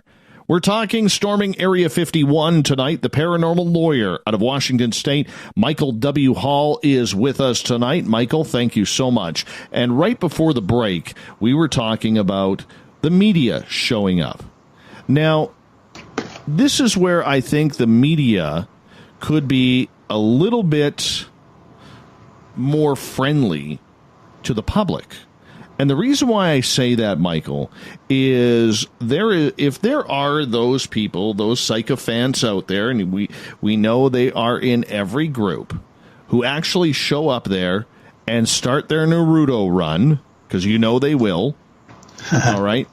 Michael, the more media there, in my opinion, the better for the public, because there is absolutely no way armed guards are going to shoot people on camera. Yes, we saw it in the 60s. Okay, we saw it at Kent State. We saw it in Vietnam when it happened, and we all remember the footage there. But I don't think in today's more civilized society that any government official is going to be gunning people down when the potential of that entire situation being live on television is going on. What's your thoughts?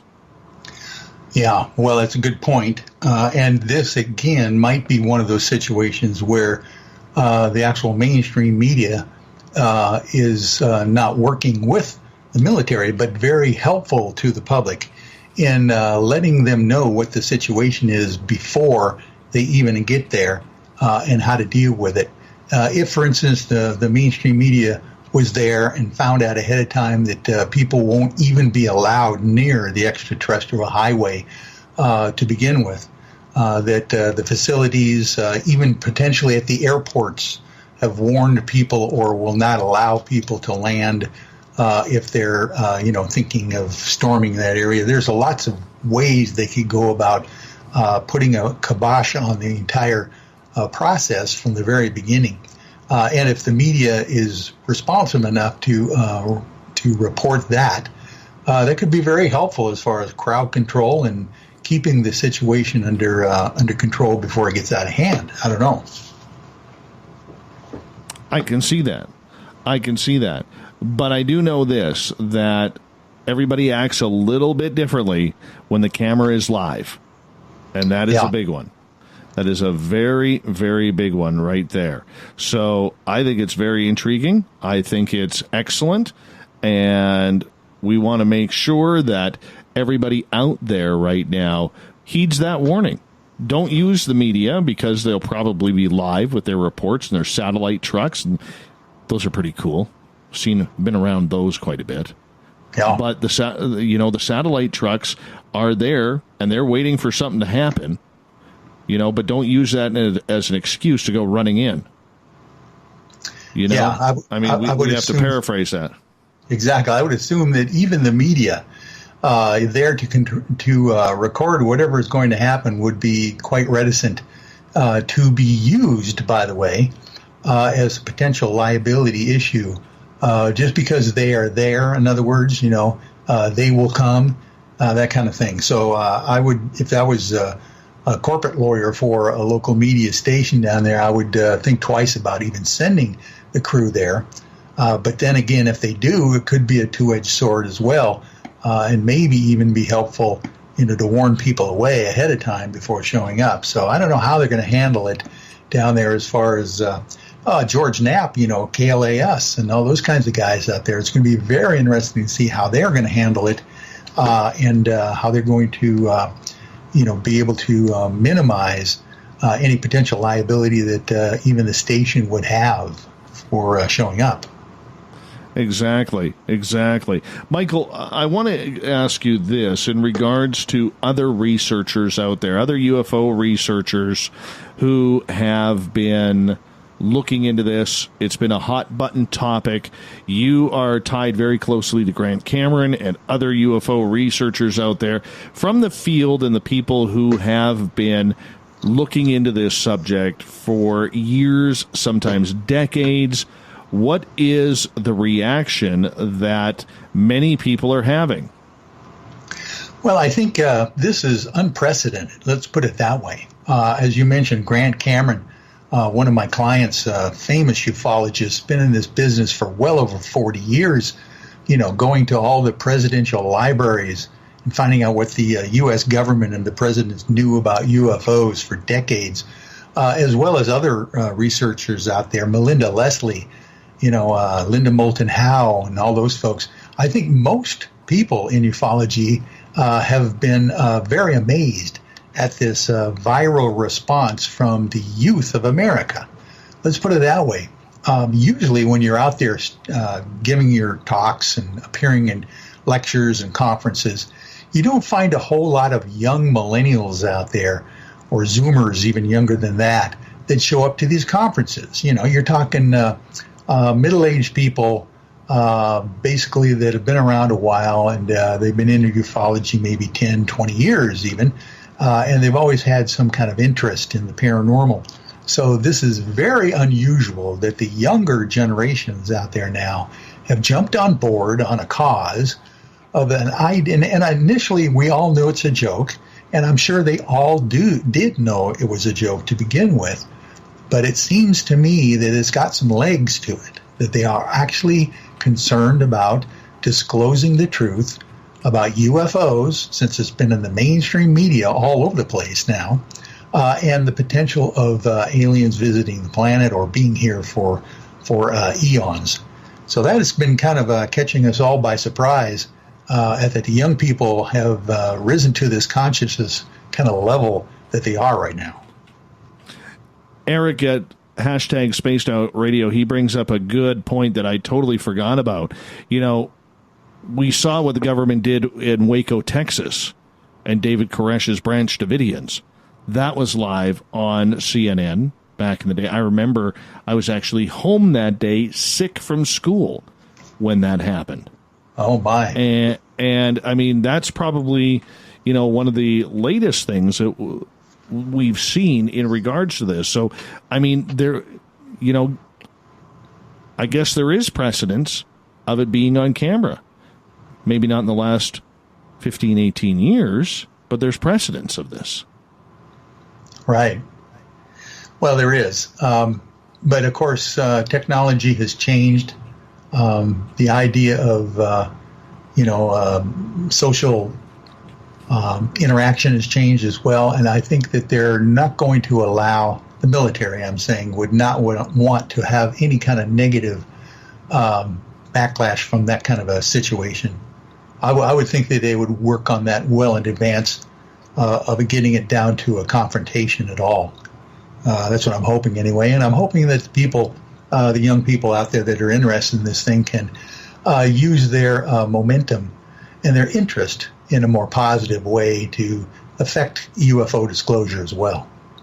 Andrew on Twitter has another question for you. He's saying, you mentioned the Zoomers want some kind of social justice outlet to define their generation. Has anybody considered creating a legitimate event based around UFO ET concepts in a location that could handle the numbers? I guess there is contact in the desert, as I answer that right now, and there are other events that go on, but I don't think if we're looking for a Burning Man or something along those lines, a UFO Woodstock, that would be a whole different plan whatsoever. What do you think, Mike? You know, that is exactly what we have all contemplated, people who have been in ufology for a while and interested in trying to steer this momentum in a different direction. We've all thought about that. What if we actually did a very good, controlled, music festival or a gathering somewhere like Burning Man, But I'll tell you what, there's not enough time for this thing on September 20th. It's less than 2 months away, and to actually get that thing put together with insurance and transportation and security and all the things that would have to be done would be a miracle to happen that quickly. So basically, we've gone to the next level and tried to come up with an idea of basically a telethon kind of podcast situation where we're actually going to do this over a 24-hour period on, that'd be Saturday night, September 21st, to try to not diffuse the whole idea of going there, but giving people an actual alternative. That if they were still interested in this idea, but they think better about actually getting their car and traveling that distance, they can stay home and watch the podcast and be involved that way. In many various ways they could be involved as well, including the music kind of telethon-ish kind of thing we're trying to put together. Is this good for ufology? I think it's always good when the younger generations take an interest in the truth about UFOs. That's what I see is coming down the road here. I've never seen, I've raised 4 adult children in my lifetime with my lovely wife. And basically, I tell you what, each one of these people that we know as our children are different than the other person. And they're all much different than our generation as well. And I believe that they are about ready to coalesce in consciousness and bring us to the next paradigm shift. So it's very good that these people are thinking about this and potentially organizing, as long as we can basically make sure that they do it safely and sanely and basically affect the change that needs to be done in a civil manner, and put the pressure on the powers that be to get the truth out about what's really going on out there. See, I wondered about that. I wondered if this was good for ufology or for, because the people who take this field very, very seriously, Michael, like you, like me, like many of our listeners and the researchers we know, all right, we are so used to being at the bad end of a bad joke that the research sometimes does not get very qualified or very, much attention because of it.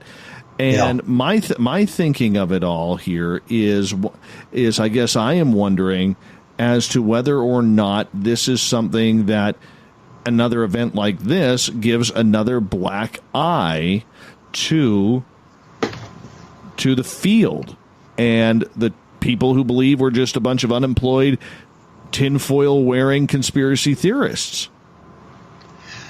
Yeah, that's always a danger. When you get some kind of a social movement involved with a serious research, into any kind of a field, you often walk a fine line between is this going to be good for the ufology community, all of this attention and this pressure being put on by one group or not.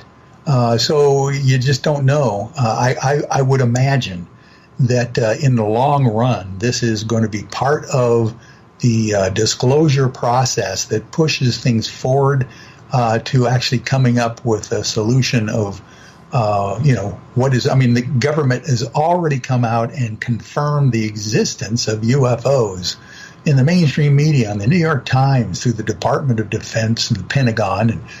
And they're already confirming that in the mainstream media. So now the next step is, obviously, someone's driving, or something is driving these unidentified aerial phenomena. And what are they doing? Are they visiting? Have they been here for a while, a long time, or not? So I think that will be the long-term effect of this kind of social movement by young people to push it forward to reality and disclosure, I'm hoping. I don't think it ties to disclosure, Mike. I really don't. I think, I think we're tying, and I don't mean to be disrespectful, but I think we're tying too much to disclosure these days. Everything we do, Luis Elizondo farts in the wind, and we're calling it disclosure. I mean, that's really the way it's going right now. And I think people are becoming a little bit fickle and a little bit, what's the word I'm looking for here? A little bit unimpressed about the way things are going.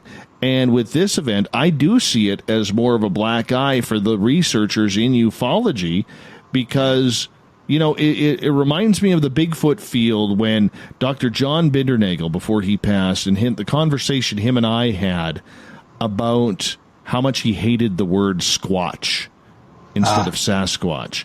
He believed, and I'll never forget him telling me this, that he believed that one stupid term literally nearly killed 70 years of research in his life. And he passed away a couple of years later after I had that conversation with him.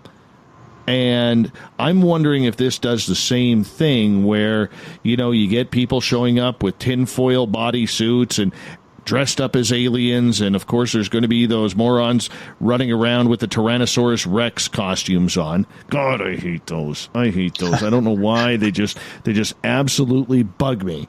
But I think it's more about people making fun of the event. I don't think the majority of those 2 million have ever learned who people like Grant Cameron or Richard Dolan or Linda Moulton Howe or the late Stanton Friedman. I don't even think they know who they are.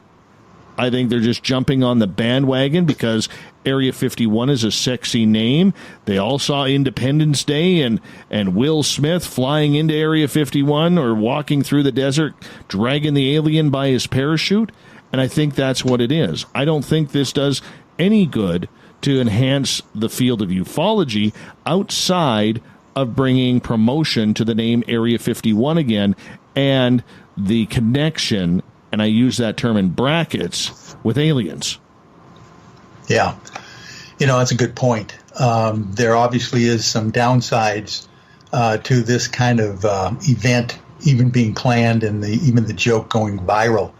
But I tell you what, I think the viralness is something that has not been picked up upon on some people in ufology and, of course, the mainstream media. The idea that this thing took off so quickly and got so big and has still got the legs to keep going, and normally when you come up with a viral thing on the internet, it's gone in a week at the most. This thing is being pushed for more than 2 months and will be on September 20th, basically a long ways to go. So I'm thinking that basically for the Zoomers out there and the young folks that are raising their consciousness to even think about these things, disclosure to them is like a moot point.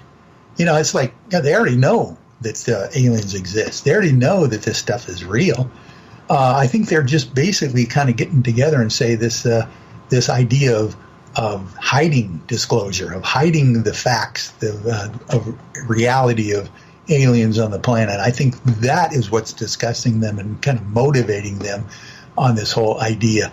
So I'm hoping that that will be the outcome eventually out of this thing, is that the younger generations get more involved now in the idea of getting down to the truth of what's really happening on the planet. Very true. Michael W. Hall, our guest tonight on Spaced Out Radio. We have about 2.5 minutes before we have to go to break here at the top of the hour. Michael, in regards to the entire scenario and the field of ufology, and we agree to disagree on the disclosure process of everything, how closely attached to the people that you are working with and representing are they to this event? How closely are they following it? I think a lot of them are very busy with their own conferences, things that they have to do. I know Grant Cameron just came back from Mount Shasta this weekend, where they're having a major Zendra, portal event going on up there. I can't wait to hear his report on actually what happened up there. But there's a whole lot of folks in ufology, Melinda Leslie, Linda Moulton Howe. These folks are booked solid at the summertime, just like this. And they have a lot of things that they need to do to keep their conferences and their constituents happy with what they are doing and reporting. But I know that they're all keeping an ear out because they're all very highly intelligent and have their pulse on the community.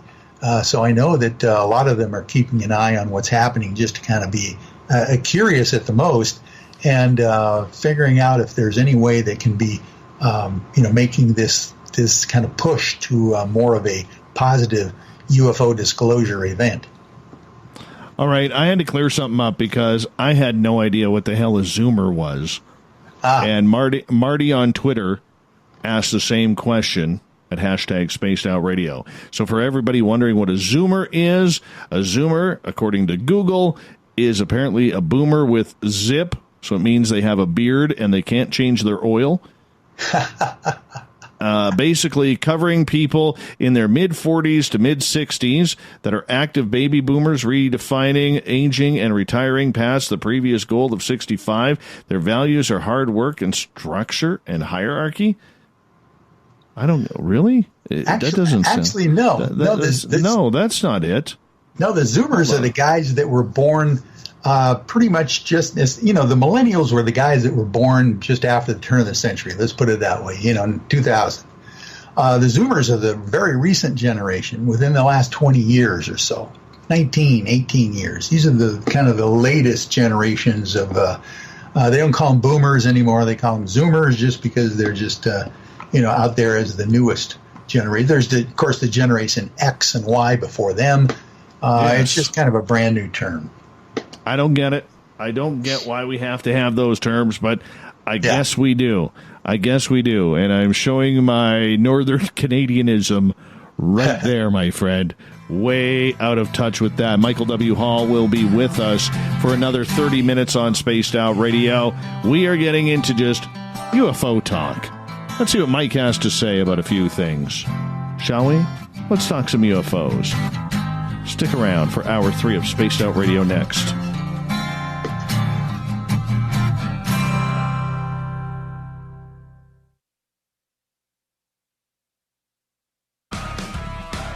Get your horns up with me on Spaced Out Radio. This is Ron Bumblefoot THAL. Come tune in to SOR where you can hear me rock out with Little Brother is Watching, the official theme song of Spaced Out Radio. And then come on over to bumblefoot.com where you can find out about my tour schedule, my music, and everything else. Bumblefoot.com keeps you up to date on what I'm doing and the best way to stay in touch with my music and music camps. Sign up for my newsletter at bumblefoot.com and remember, Little Brother is Watching. At spacedoutradio.com, we have a little bit of everything for you to stay up late.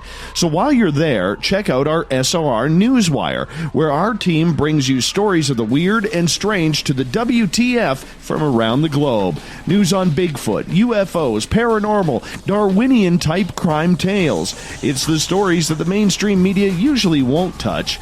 Well, we got them all on the SOR Newswire, only at spacedoutradio.com.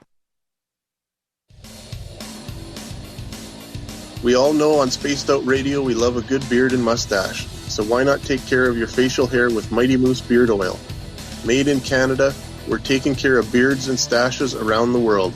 We use 100% natural ingredients with our oils and balms to make your whiskers feel silky smooth. Use promo code SOR2019 at MightyMooseBeard.com today.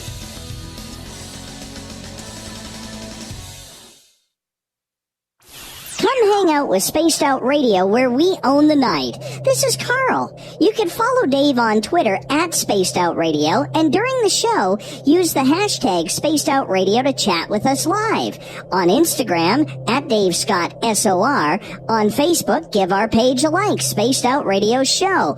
SOR archives are free on YouTube at Spaced Out Radio. Come join us, or I will come join you. See you at your window. Find your escape where time has no limits. It's about living today and cherishing the heritage of yesterday. A spirit of adventure for what is new, with the nostalgia of the past. Your timepiece is a reflection of who you are. Life surrounded by beauty from the world around us to the soul within. EscapeWatches.com. There is no time like the present to enjoy your escape. Use promo code SMF2017 for your 20% discount today. The Call of the Wild is in Vancouver. The Moose Vancouver is one of the hottest bars and restaurants in the city. Open until 2 a.m. nightly, the Moose will rock you like a hurricane all night long. Great food with everything on the menu at $6.95 near the corner of Nelson and Granville. Get your horns up and come rock with us. The Moose Vancouver, the official rocking bar of Spaced Out Radio.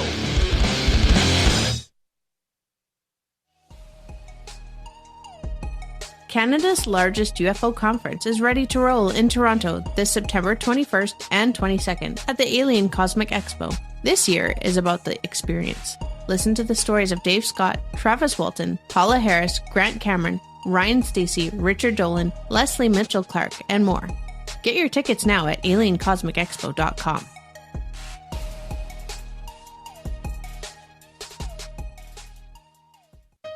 Hey fans, it's Dave Scott. Do I have something for you to check out? A great documentary about legendary Mexican investigative journalist Jaime Maussan and his search for the truth about UFOs. Beyond the Spectrum, Maussan's UFO files can be found on Amazon Prime. It's free to watch if you're a member. You might even hear me in it.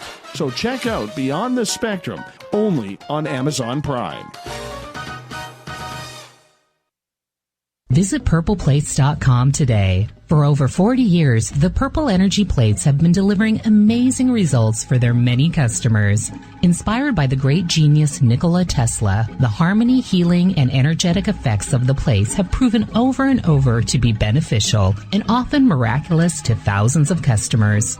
Check their site for daily specials and choose from their many energy products. You won't be sorry. Visit them today at purpleplates.com. So, you love talk radio? Then you'll love TalkStreamLive.com. TalkStream Live is always on, 24/7 with the best streaming talk shows. Find your favorite talkers and discover some new ones. It's free, readily available online or on mobile with any smartphone or tablet. Finding your favorite talk shows all in one place has gotten a whole lot easier. Just go to TalkStreamLive.com. Be sure to download the free apps from Google Play or the iTunes App Store. Are you having encounters with the paranormal, supernatural, or ufological that you cannot explain? Look no further than the SOR Sightlines Report, brought to you by the Experiencers Support Association. This is Ryan Stacey, head of the Research Association, TESA. Soon on the Spaced Out Radio website, you'll be able to file your reports and have them researched for you. We are independent and ready to help Spaced Out Radio listeners today.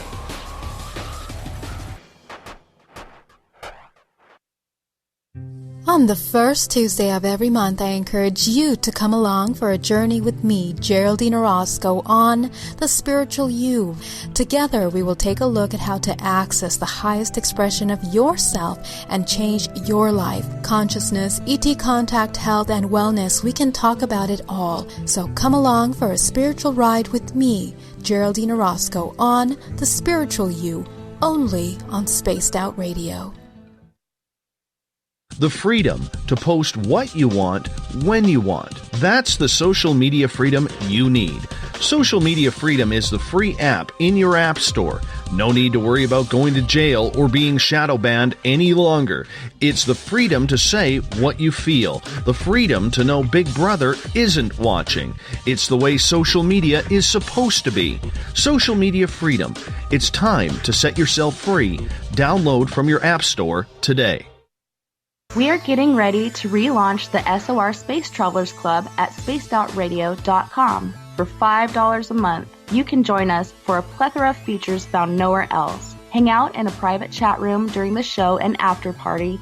You can check out some exclusive content and a store specifically for you, as well as a private listener forum where you can post your thoughts, stories, and pictures. The SOR Space Travelers Club, coming soon to spacedoutradio.com. Come get spooked at the 4th Annual Forest Moon Paracon in Cedar-Woolley, Washington, Saturday, September 28th. UFOs, ghosts, aliens, Bigfoot. Speakers include Mike Morin and Jason Jordan, R. Keith Andrews, and Dave Scott from Spaced Out Radio, and so much more. There will be workshops and a VIP roundtable. Get early bird tickets now at fmparacon.com.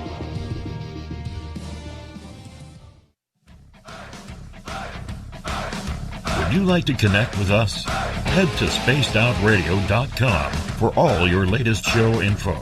Now, back to Dave Scott and SOR. Third and final hour of Spaced Out Radio is underway tonight. I am your host, Dave Scott. Thank you so much for joining us. Hi to everyone listening in on our digital stations, Kingdom of Nye Radio and Revolution Radio. Good to have you with us. We're on UPRN 107.7 FM in New Orleans, KZFX 93.7 FM in Ridgecrest, California, in Noonan, Georgia, WQEE 99.1 FM, down in Dangerfield, Texas, KDNF AM 1560, and we're on KDUN AM 1030 in Reedsport, Oregon. Now, if you want to check out all of our archives for free, all you have to do is go to youtube.com/Spaced Out Radio. Just do me the favor, hit that subscribe button. The Desert Clam has set the password for tonight in the SOR Space Travelers Club, Garbology. Garbology is your password. Use it wisely, space travelers, as the Clam sets the password each and every night right here on Spaced Out Radio. Our website is spacedoutradio.com, where we have a plethora of features for you. Don't forget, you can also stay up to date with the SOR Newswire that Captain Shirk updates daily.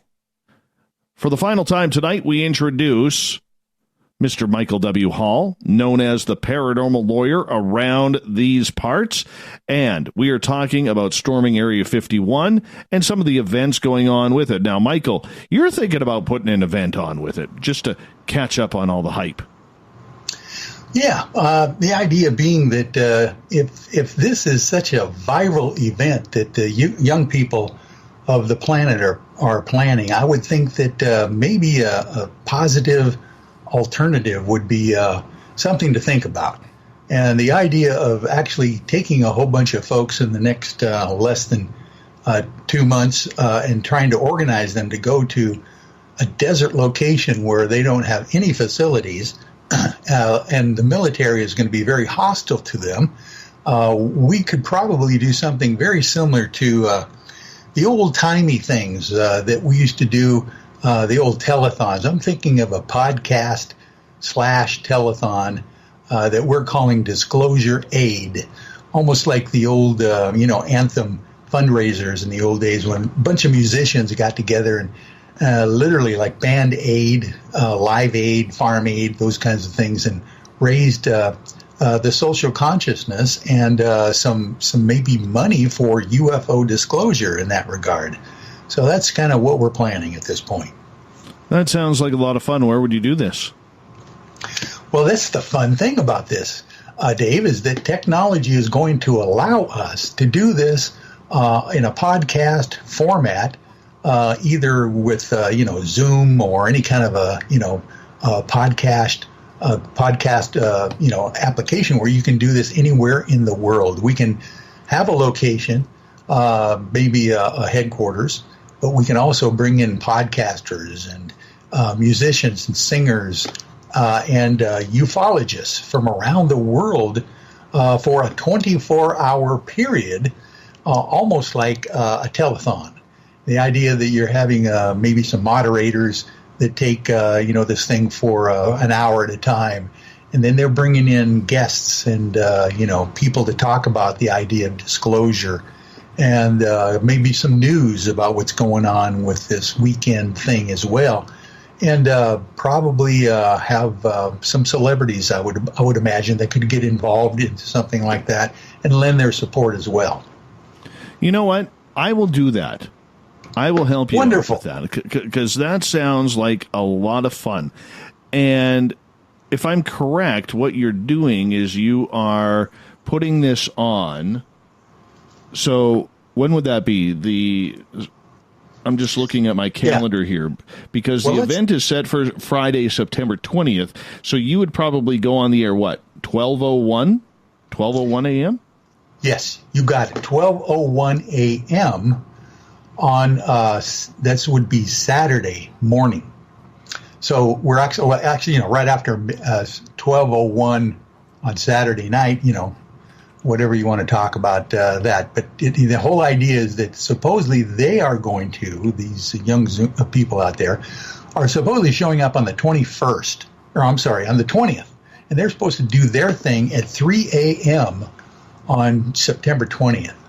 And I don't know why they picked that. It's crazy. No one's going to be there at 3 a.m. anyway. But the idea being is that this event on Friday will actually be over by then.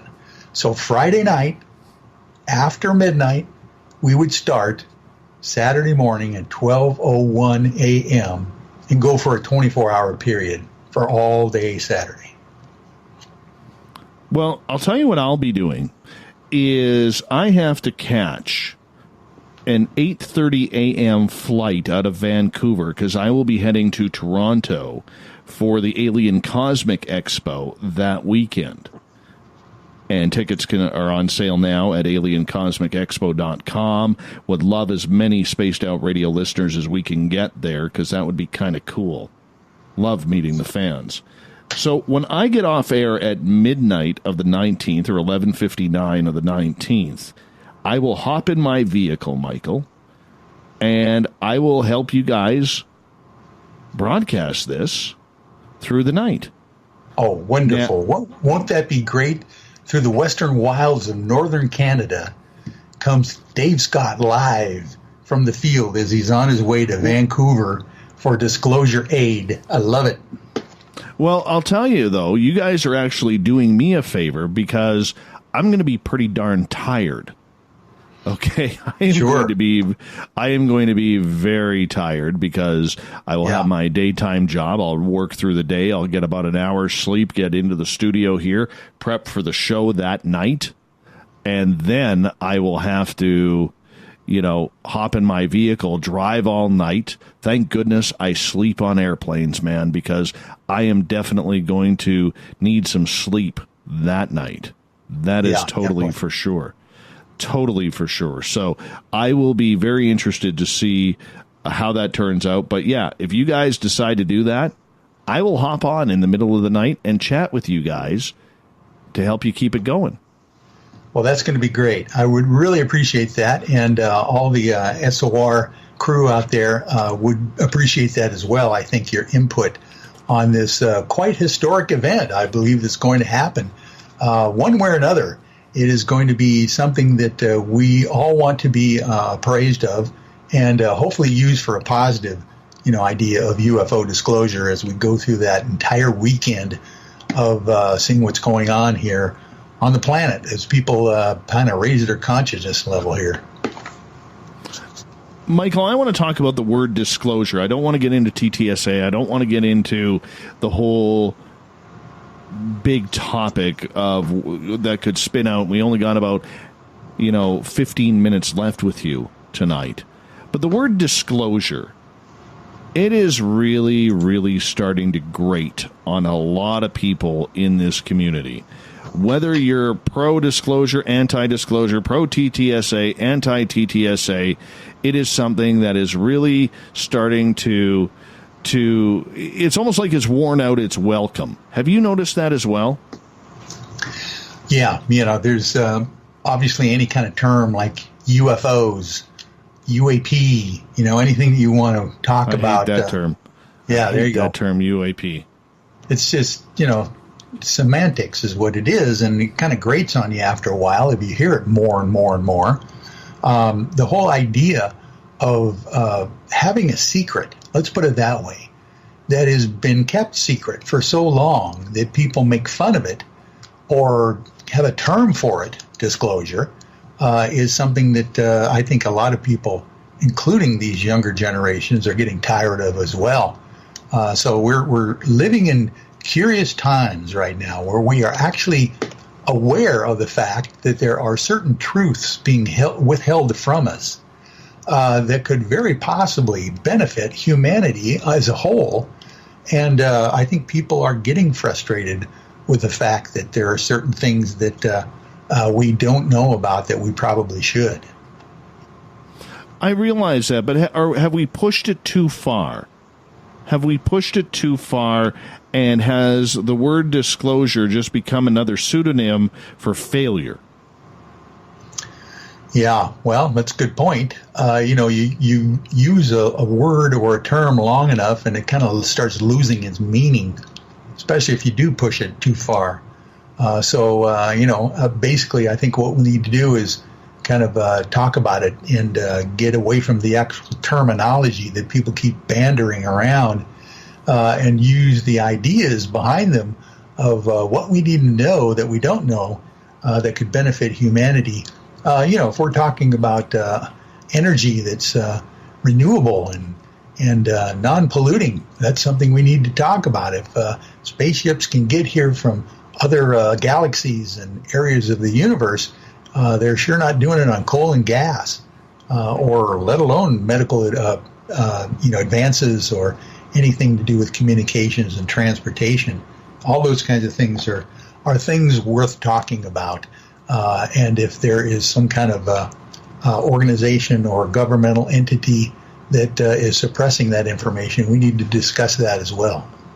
But for the public in general, Michael, those who may not have a stake in it, but have a mild curiosity, and they keep hearing this disclosure word.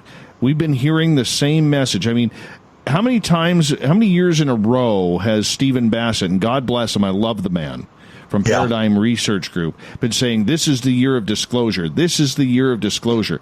And it never happens. It reminds me of Linus sitting in the pumpkin patch waiting for the great pumpkin to arrive. Never shows up. Yes, exactly. Although here's the difference I think that I'm seeing is that disclosure, whatever you want to call it, something is happening very fast. Literally within the last few months, things are happening. When you're talking the Navy coming out with new protocols for their officers and military personnel to report UFOs. When you're talking the Luis Elizondo crew coming out and saying that we have crashed metamaterials that we've been studying from other galaxies. They don't have isotopic ratios that even belong here on our planet. When those things are happening so fast, you wonder why. Why now? And I've heard you say this, Dave. This is a very important issue to ask is why are these things being disclosed, or why is this information being disclosed now? It's a very fascinating idea. Yet, the disappointing part about the field of ufology in regards to that question, Michael, is there are not a lot of even veteran people who have been covering this for years who are even asking that question. Yes. And I find that a little bit insulting for anybody who's had an experience regarding that, because in the end, we all want to know why now, except everybody's so focused on the metamaterials, whether or not they're real, the videos, whether or not they're real, UAP versus UFO, TTSA and their supporters versus the anti-TTSA crowd, and nobody is asking why now. And it's a simple question. Nobody asked why now when the Pentagon admitted it. Nobody asked why now when the Navy admitted it. Nobody's asking that. Yeah, and that was very perceptive of you to bring that to the public's attention, because I think that is probably the most important question. Not the fact that they're slowly disclosing things, although things are ramping up currently, but why now? Why are they doing this currently? Is there something that's going to happen? Is there something that's already happened that we need to know about, or whatever? So that's the question of the century, I think, as far as ufology goes. Why now? Do you think we'll get that answer? I think that there is going to be an answer. I don't know which side of the spin that answer is going to be on and who's going to give that answer. That's why I think that all of us need to be so discerning when these new revelations, these new disclosures are happening. Because, it's very possible we could have some false flags still we have to deal with, and some agendas that are being pushed as well in any disclosure that's happening. What are those agendas, in your opinion? Well, I would imagine that the powers that be on the planet want to remain the powers that be. Let's just put it that way. Anything out there that would be disclosing something that would disrupt their power, source, their ability to do business as usual, would be something very alarming to anybody who's in charge of what's going on around here. So I would imagine that those agendas are widespread. We don't know exactly what they are, but it seems to me that since we don't know that question of why now, and it's so pertinent to find out that answer, that it seems to me that there's some kind of an agenda coming to the head currently that might be very, very interesting. We have to be discerning when it actually comes. So to ask about that why now question again, Michael, because it is important, why haven't so many or very few, an extreme few of researchers actually failed to ask that question? That's a good question. There's only been a few, really. Richard Dolan being one of them that I've heard recently on his podcasts mention the idea. Of course, Richard Dolan is a fantastic historian himself, so he has this ability to put long-term agendas and or breaking news and history together. So he has been one of them. You were the first, by the way, just as far as I know, because you were the one many, many months ago that brought that up with some of these disclosures that were happening with TTSA and even the New York Times, back in 2017. Those were issues that you were bringing up. So there's been a few. Grant Cameron is always asking that question, himself. But you're right. We need to focus more on that in asking the question to the right people to get those answers. We only got about 5.5 minutes left with you tonight. Michael W. Hall is our guest on Spaced Out Radio. We are talking UFOs, the disclosure movement right now. I just called it a disclosure movement, but as I said that, I kind of thought, is it still a movement, Michael, or has the game changed? With these younger generations getting involved, it's more than that. I think it's like a social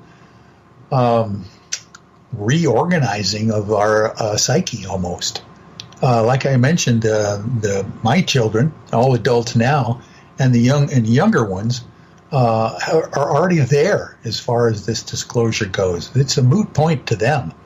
They basically are kind of getting to the point in their history on the planet that they are forcing almost a consciousness shift, I see. And I think maybe they're getting a little antsy to get that thing done. So that might be what we're facing here at this point. Oh, I got to tell you this. This is kind of funny. I said this in front of my daytime boss today. As him and I were in a meeting, I get this text message, and it is from one of the political parties I'm not going to say which one here in Canada, okay, because we have an upcoming election in October.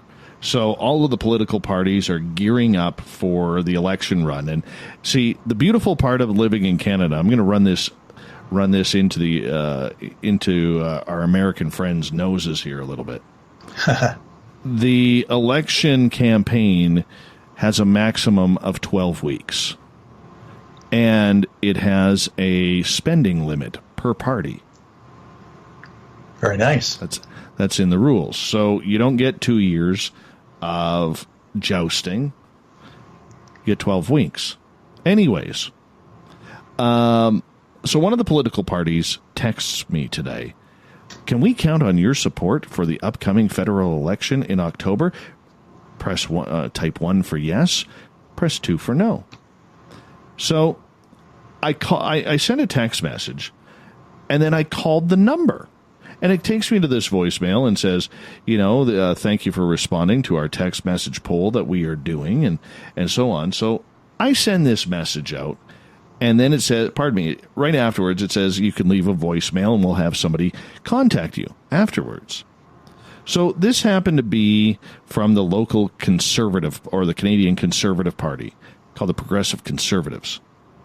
So it would be probably equivalent in the United States as the Libertarian Party. All right. And so I'm going through this voicemail, and they said, we'll call you back within 24 to 48 hours to answer your questions.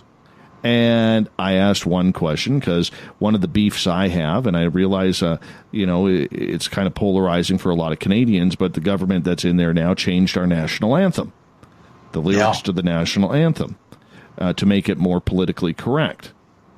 And there was a line in there that was eventually adopted for a war rallying cry in World War I, where 61,000 Canadian troops died on the front lines, all of them men.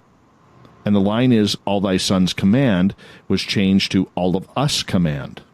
Mm-hmm. And it's one of those little things that I don't think should have been changed. Not that, not saying that, hey, Canadian women haven't died in battle or whatever. I better speed this up because we only got about 90 seconds. But the second part is, I said on this voicemail, I said, will your government, if elected, disclose what the Canadian UFO files are? And I followed up by saying the United States government has started admitting to UFOs. Will the Canadian government do the same? So now I got to wait 24 to 48 hours, well, probably 36 hours now, to see if that happens. Oh, I can't wait to hear what you get back in return. That's very good. I'm curious to see where it goes as well, my friend. We only got about 1 minute before we need to let you go tonight. Michael W. Hall, the paranormal lawyer. I want to say thank you so much for coming on Spaced Out Radio again. You know you always have a home here.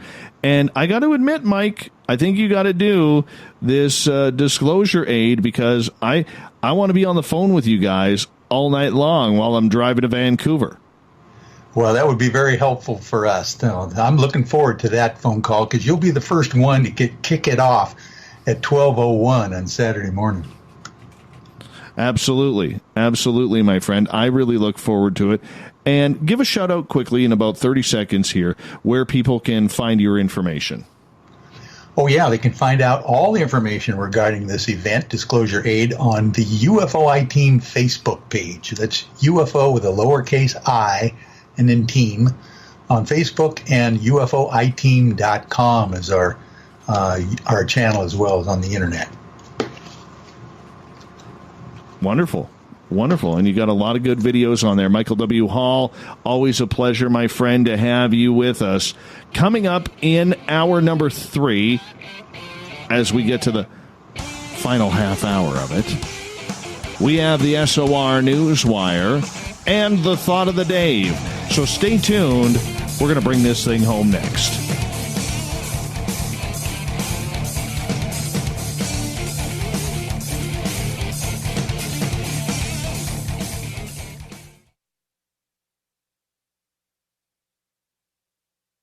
Coming soon to our website, spacedoutradio.com, is the SOR Space Travelers Club. For just $5 a month, you can get into a private area on our site where you can hang with other listeners in our chat room, post in our forum, and check out a bunch of exclusive content and store that won't be found anywhere else, including a nightly after-show party with Dave. It's going to be the best $5 a month you're going to spend. The SOR Space Travelers, only at spacedoutradio.com. Are you having encounters with the paranormal, supernatural, or ufological that you cannot explain? Look no further than the SOR Sightlines Report, brought to you by the Experiencers Support Association. This is Ryan Stacy, head of the Research Association, TESA. Soon on the Spaced Out Radio website, you will be able to file your reports and have them researched for you. We are independent and ready to help Spaced Out Radio listeners today. Hello, this is your guitar man, Ron Bumblefoot THAL, and I have to tell you, I love the response I get for Little Brother is Watching from Spaced Out Radio fans. It's amazing how music can inspire and make people think deeper about what's going on in the supernatural world. You can head over to my website, bumblefoot.com, to check out my music, my guitar workshops, my touring, even check out some of the hot sauces that I'm working on. And make sure you keep on listening, because with Spaced Out Radio, you know Little Brother is watching. Hey, Spaced Out Radio listeners, it's Dave Scott. I want you to check out a great documentary I'm involved in called Beyond the Spectrum, Mosson's UFO Files. Directed by Darcy Weir, the film follows Jaime Mosson's journey for mainstream journalistic truth in ufology in Mexico. Beyond the Spectrum can be found on Amazon Prime. If you're a member, watch it free. It's worth the watch.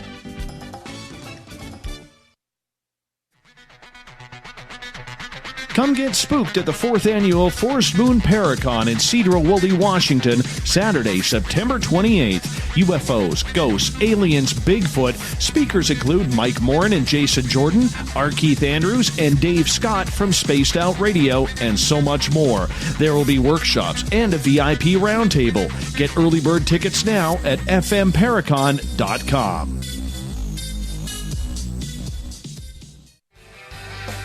From the heartlands of Canada to beards around the world, we know how to take care of you. Fill your follicles with the Mighty Moose Beard Oil. All our oils and balms are handmade and 100% natural ingredients because we care about your beard. And hey, use the promo code SOR2019 and get your Mighty Moose Beard Oil today. You can check us out on our website, mightymoosebeard.com.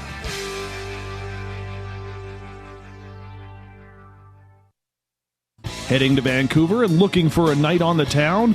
The Moose Vancouver is the bar that never stops rocking until 2 a.m. every night. The Moose has great food with everything on the menu from $6.95 to $8.95. Fantastic, vibrant staff and rock and roll that will bring you back to when the music was real, the hair was long, and the guitars were rockin'.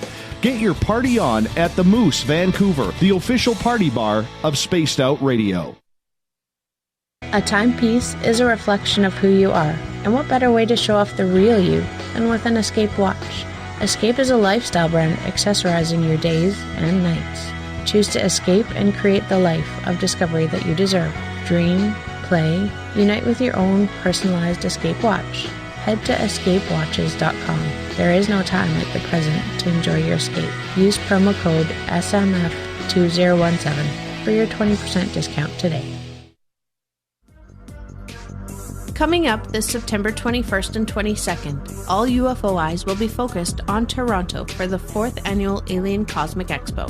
Come listen to some of the biggest names and experiencers in ufology. Travis Walton, Paul Hellyer, Richard Dolan, Paula Harris, Grant Cameron, Randy Kramer, and Spaced Out Radio's own Dave Scott. Tickets are on sale now at aliencosmicexpo.com.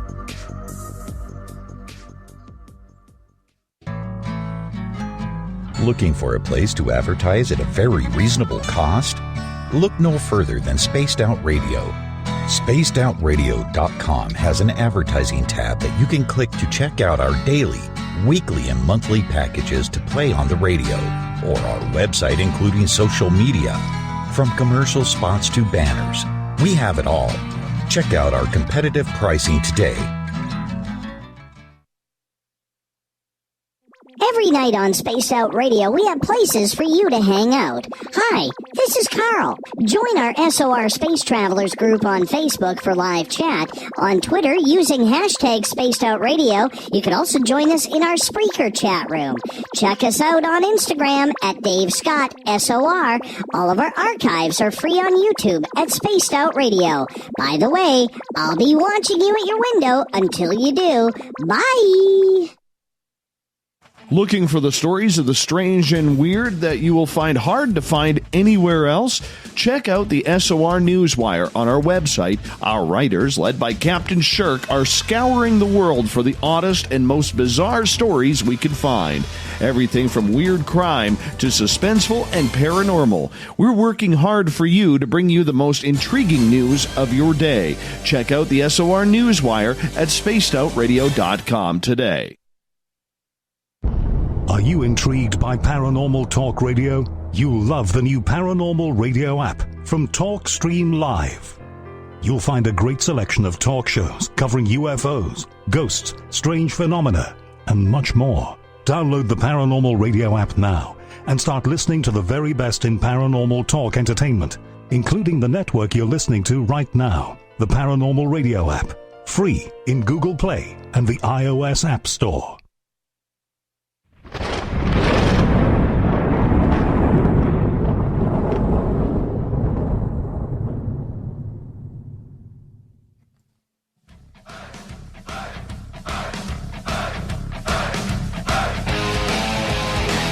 We've rounded third. We're heading for home tonight on Spaced Out Radio. I am your host, Dave Scott, hanging out with all of you tonight. Thank you so much for joining us. A reminder, if you've missed most of this show or others, you can always check out our free archives at youtube.com/Spaced Out Radio. Only thing I ask for in return is hit that subscribe button. Our website is spacedoutradio.com, where we have a plethora of features for you, including keeping up to date with the SOR Newswire that Captain Shirk puts together daily. Speaking of the news, let's get right to it, shall we?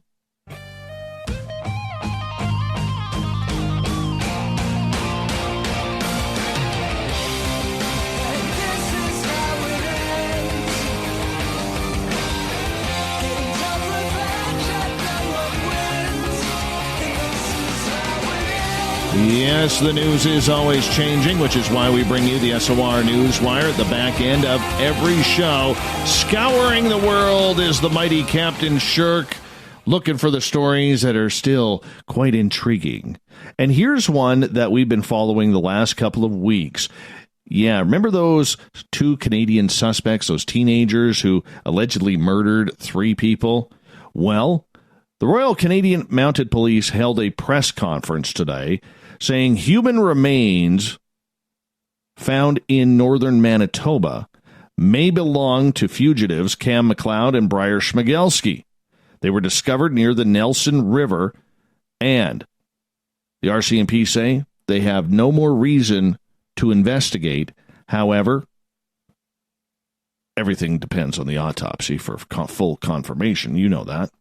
So, yeah, this is what happened. The bodies of the 2 teenagers were found in dense brush near the river Wednesday morning. That would be this morning. The discovery was made after items directly linked to the 2 suspects were found along the river on Friday, allowing RCMP to narrow their search into the area. Over the last couple weeks, the officers have worked tirelessly to find the suspects wanted in the homicides in British Columbia. We knew, Assistant Commissioner Jane McClatchy said, we knew that we needed just to find that one piece of evidence that could move this search forward. On Friday, August 2nd, the critical one piece of evidence was found. Items directly linked to the suspects were located on the shoreline of the Nelson River. Following this discovery, we were at last able to narrow down the search. This morning at approximately 10 a.m., RCMP officers located 2 male bodies in the dense brush within 1 kilometer of where the items were found. RCMP say the search for the 2 teams has concluded. I am confident that is them, McClatchy said. An autopsy is being scheduled in Winnipeg, the capital of Manitoba, to confirm their identities and to determine their cause of death. Had a feeling it was going to end that way. Here's a strange story. A Brazilian gang leader tried to escape from prison by dressing up as his daughter as she visited him behind bars. Clauvino da Silva, known as Shorty, was wearing a silicone mask, glasses, and a long, dark-haired wig. He looked pretty freaky, to be honest.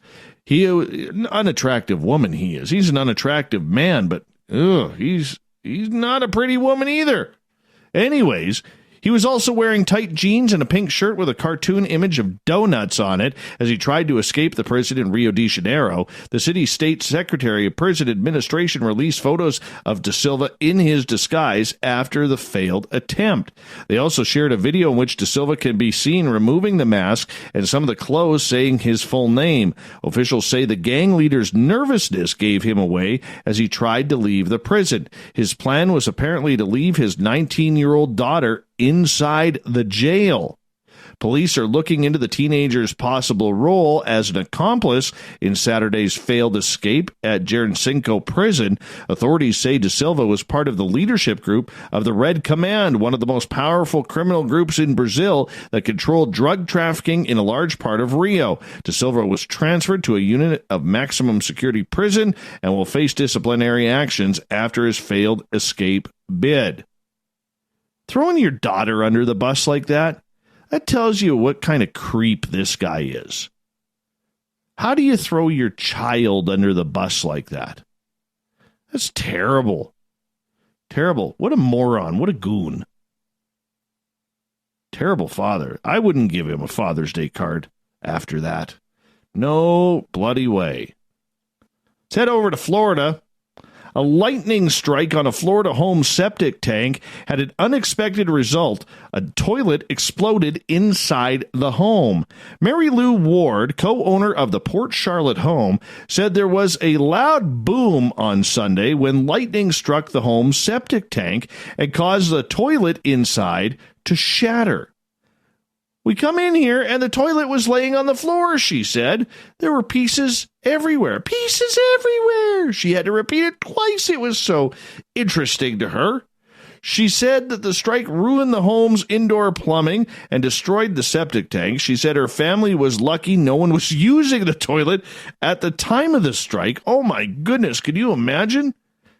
That would have been a crappy situation. Yes, pun intended. Ward said a plumber who examined the damage explained that the lightning must have ignited the methane gas inside the septic tank, causing the explosion. I already sent a picture out to my kids and said, don't do it. Here's the proof of why you shouldn't go near the bathrooms in a thunderstorm. Wow. That would have hurt. Wow. Oh. You wouldn't be on the thinking chair. That's good advice, actually. Don't be on the thinking chair during a thunderstorm and a lightning storm. Bad things can happen. Bad things can happen. Head over to Illinois in Springfield. Officials are showcasing one of the most popular attractions of the Illinois State Fair. The butter cow was unveiled at the fairgrounds. The sculpture has been part of the state fair for almost 100 years. This year's cow has been sculpted from 800 pounds of recycled butter. What the hell is recycled butter? Okay, moving on. The cow stands near the word future to incorporate the theme of the fair, which is building our future. The cow is on display at the Dairy Building. Last year, hundreds of pounds of butter was sculpted into a cow by the same Iowa artist, Sarah Pratt.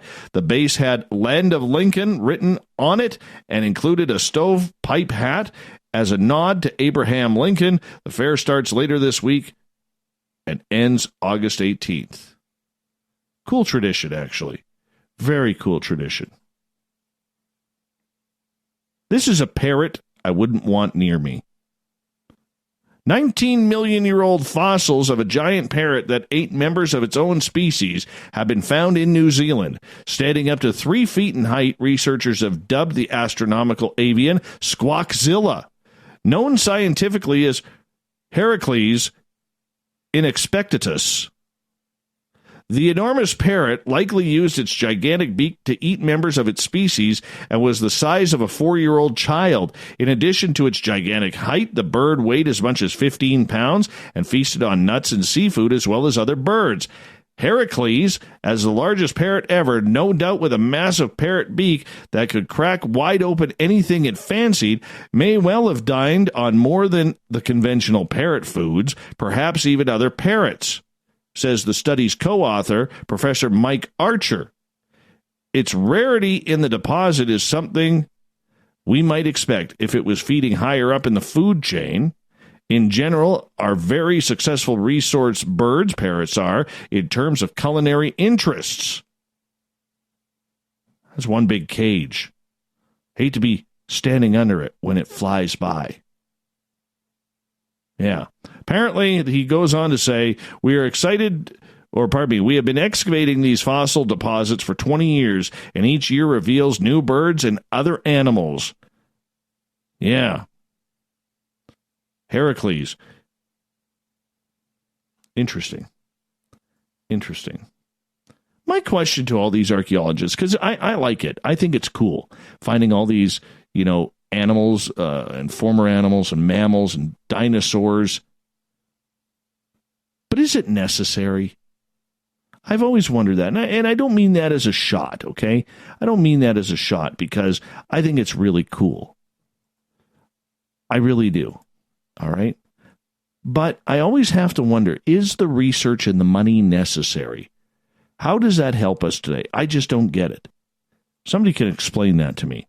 And I'm not trying to be rude on that, because I would love to go looking for dinosaur bones. It intrigues me. It fascinates me. But in the end, how can dinosaurs really, going back 65, 70 million years ago, does it matter?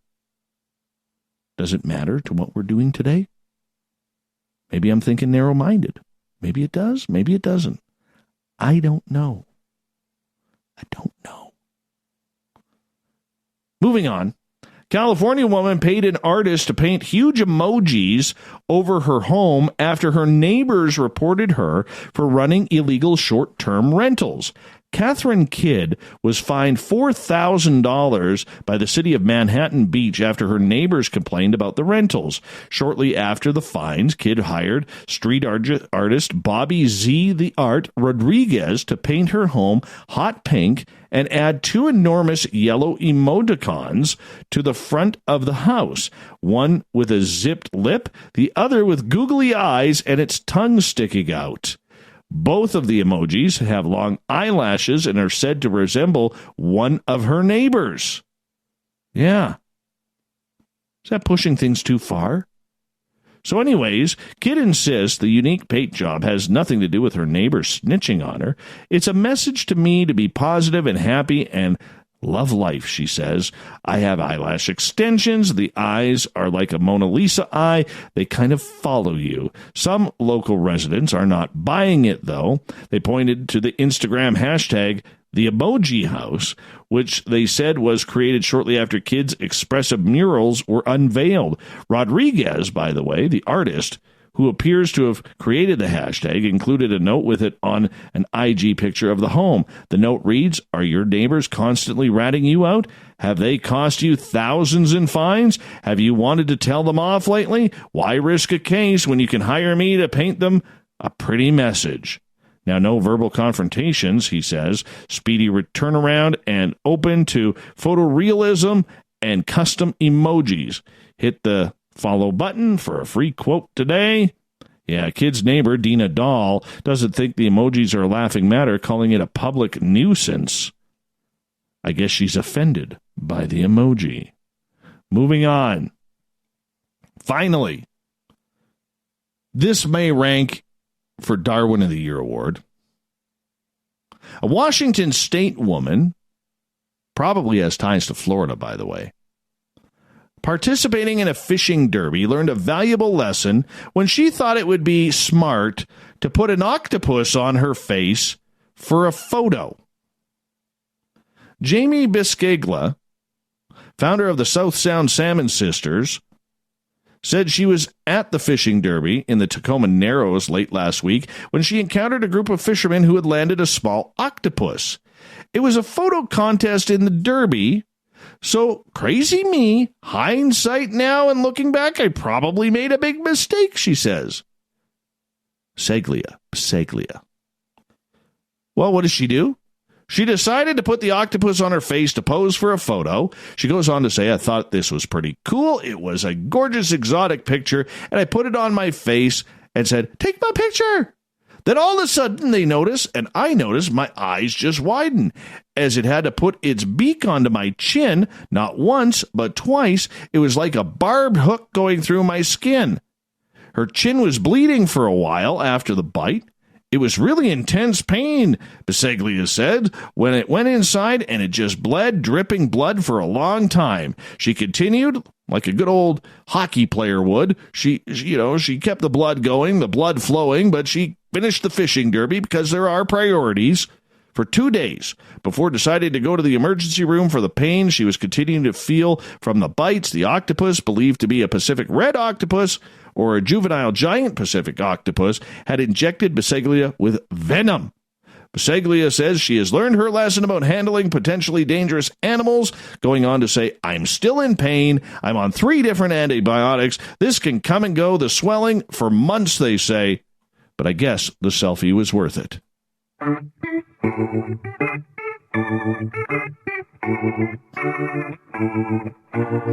Yeah, just put an octopus on your face. Look at me! Darwin. Thought of the Dave happens every night at this time, where we ask a question on our Facebook and Twitter pages and read your responses on the air because we love the audience participation around here. Today's question in the Thought of the Dave: why do you think Facebook removed, then reinstated the Storm Area 51 event? Forgot to ask Michael that. Out of everything interesting we talked about, forgot to ask him that. Let's start off with Goddess Michelle. Good morning, Goddess. 4 hours away in the east. She says it was because they felt pressure to remove it, but when it came down to it, they had no legitimate reason to do so. So once Facebook felt the pushback from it, they had to restore the page. Collie. Many reasons, but mostly data. Who is funding the cause? Who is controlling the site? Steve. They want people to go there so media can blame Trump for anything bad that happens. Or maybe it's just ad revenue. Mike. Somebody high up in Facebook made an executive call and then it got overturned. David. They were abducted and restored it when they woke up. The hours of removal were their missing time. Taro. Publicity, he says. Catherine, because it sounds like a hell of a party. I would agree with you there. Amy. Has anyone proofed it? Look at the old versus new event info, also possibly encrypted with tracking info. Yeah, Amy's got the tin foil on tight tonight. Craig.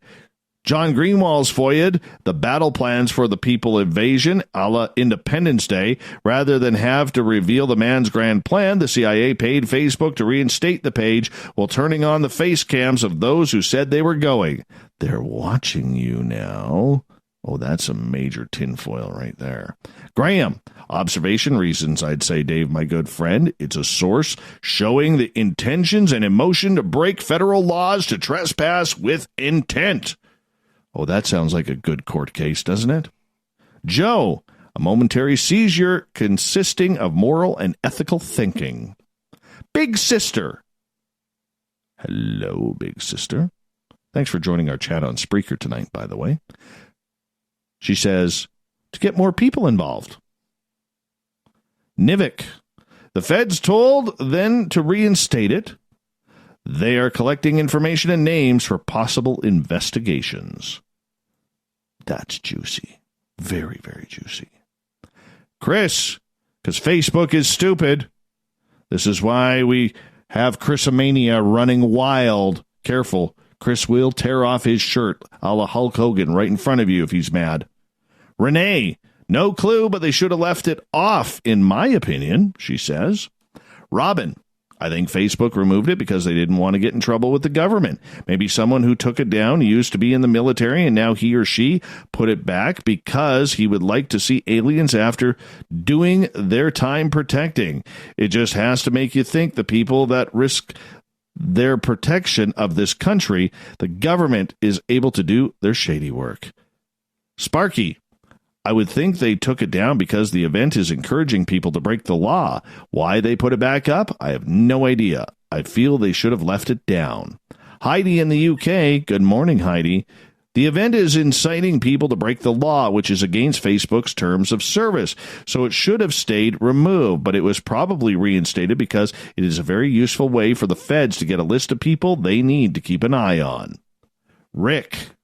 Free advertising. When they took it down, everyone had to report on it. And oh, look at that. Guess whose names ended up in all the headlines? Catherine.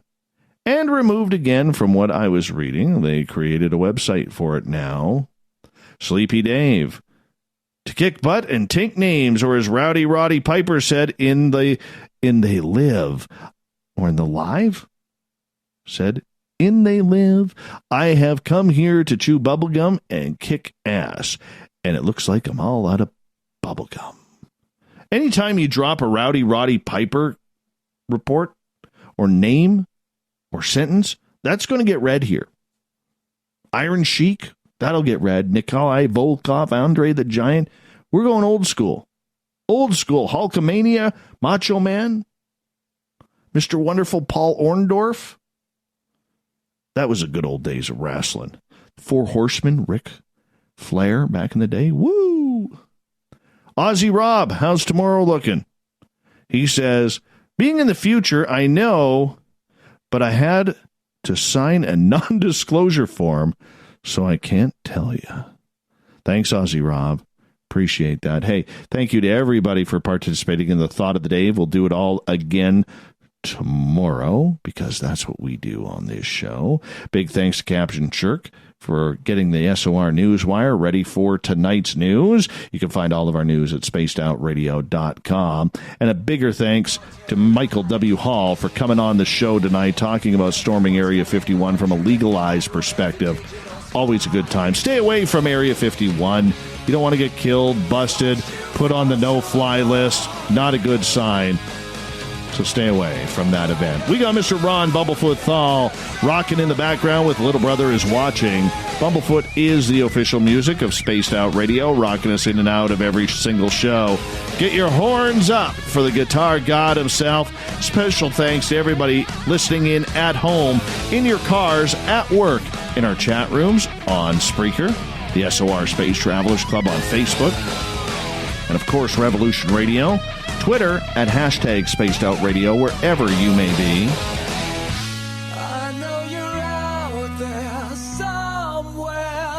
Please remember, this show is copyright by Spaced Out Radio and SOR Media Ventures Limited. Thank you so much for sharing your evening with us, because together, my friends, say it with me, we own the night. Mr. Bumblefoot, we need a favor. We need you to take us home.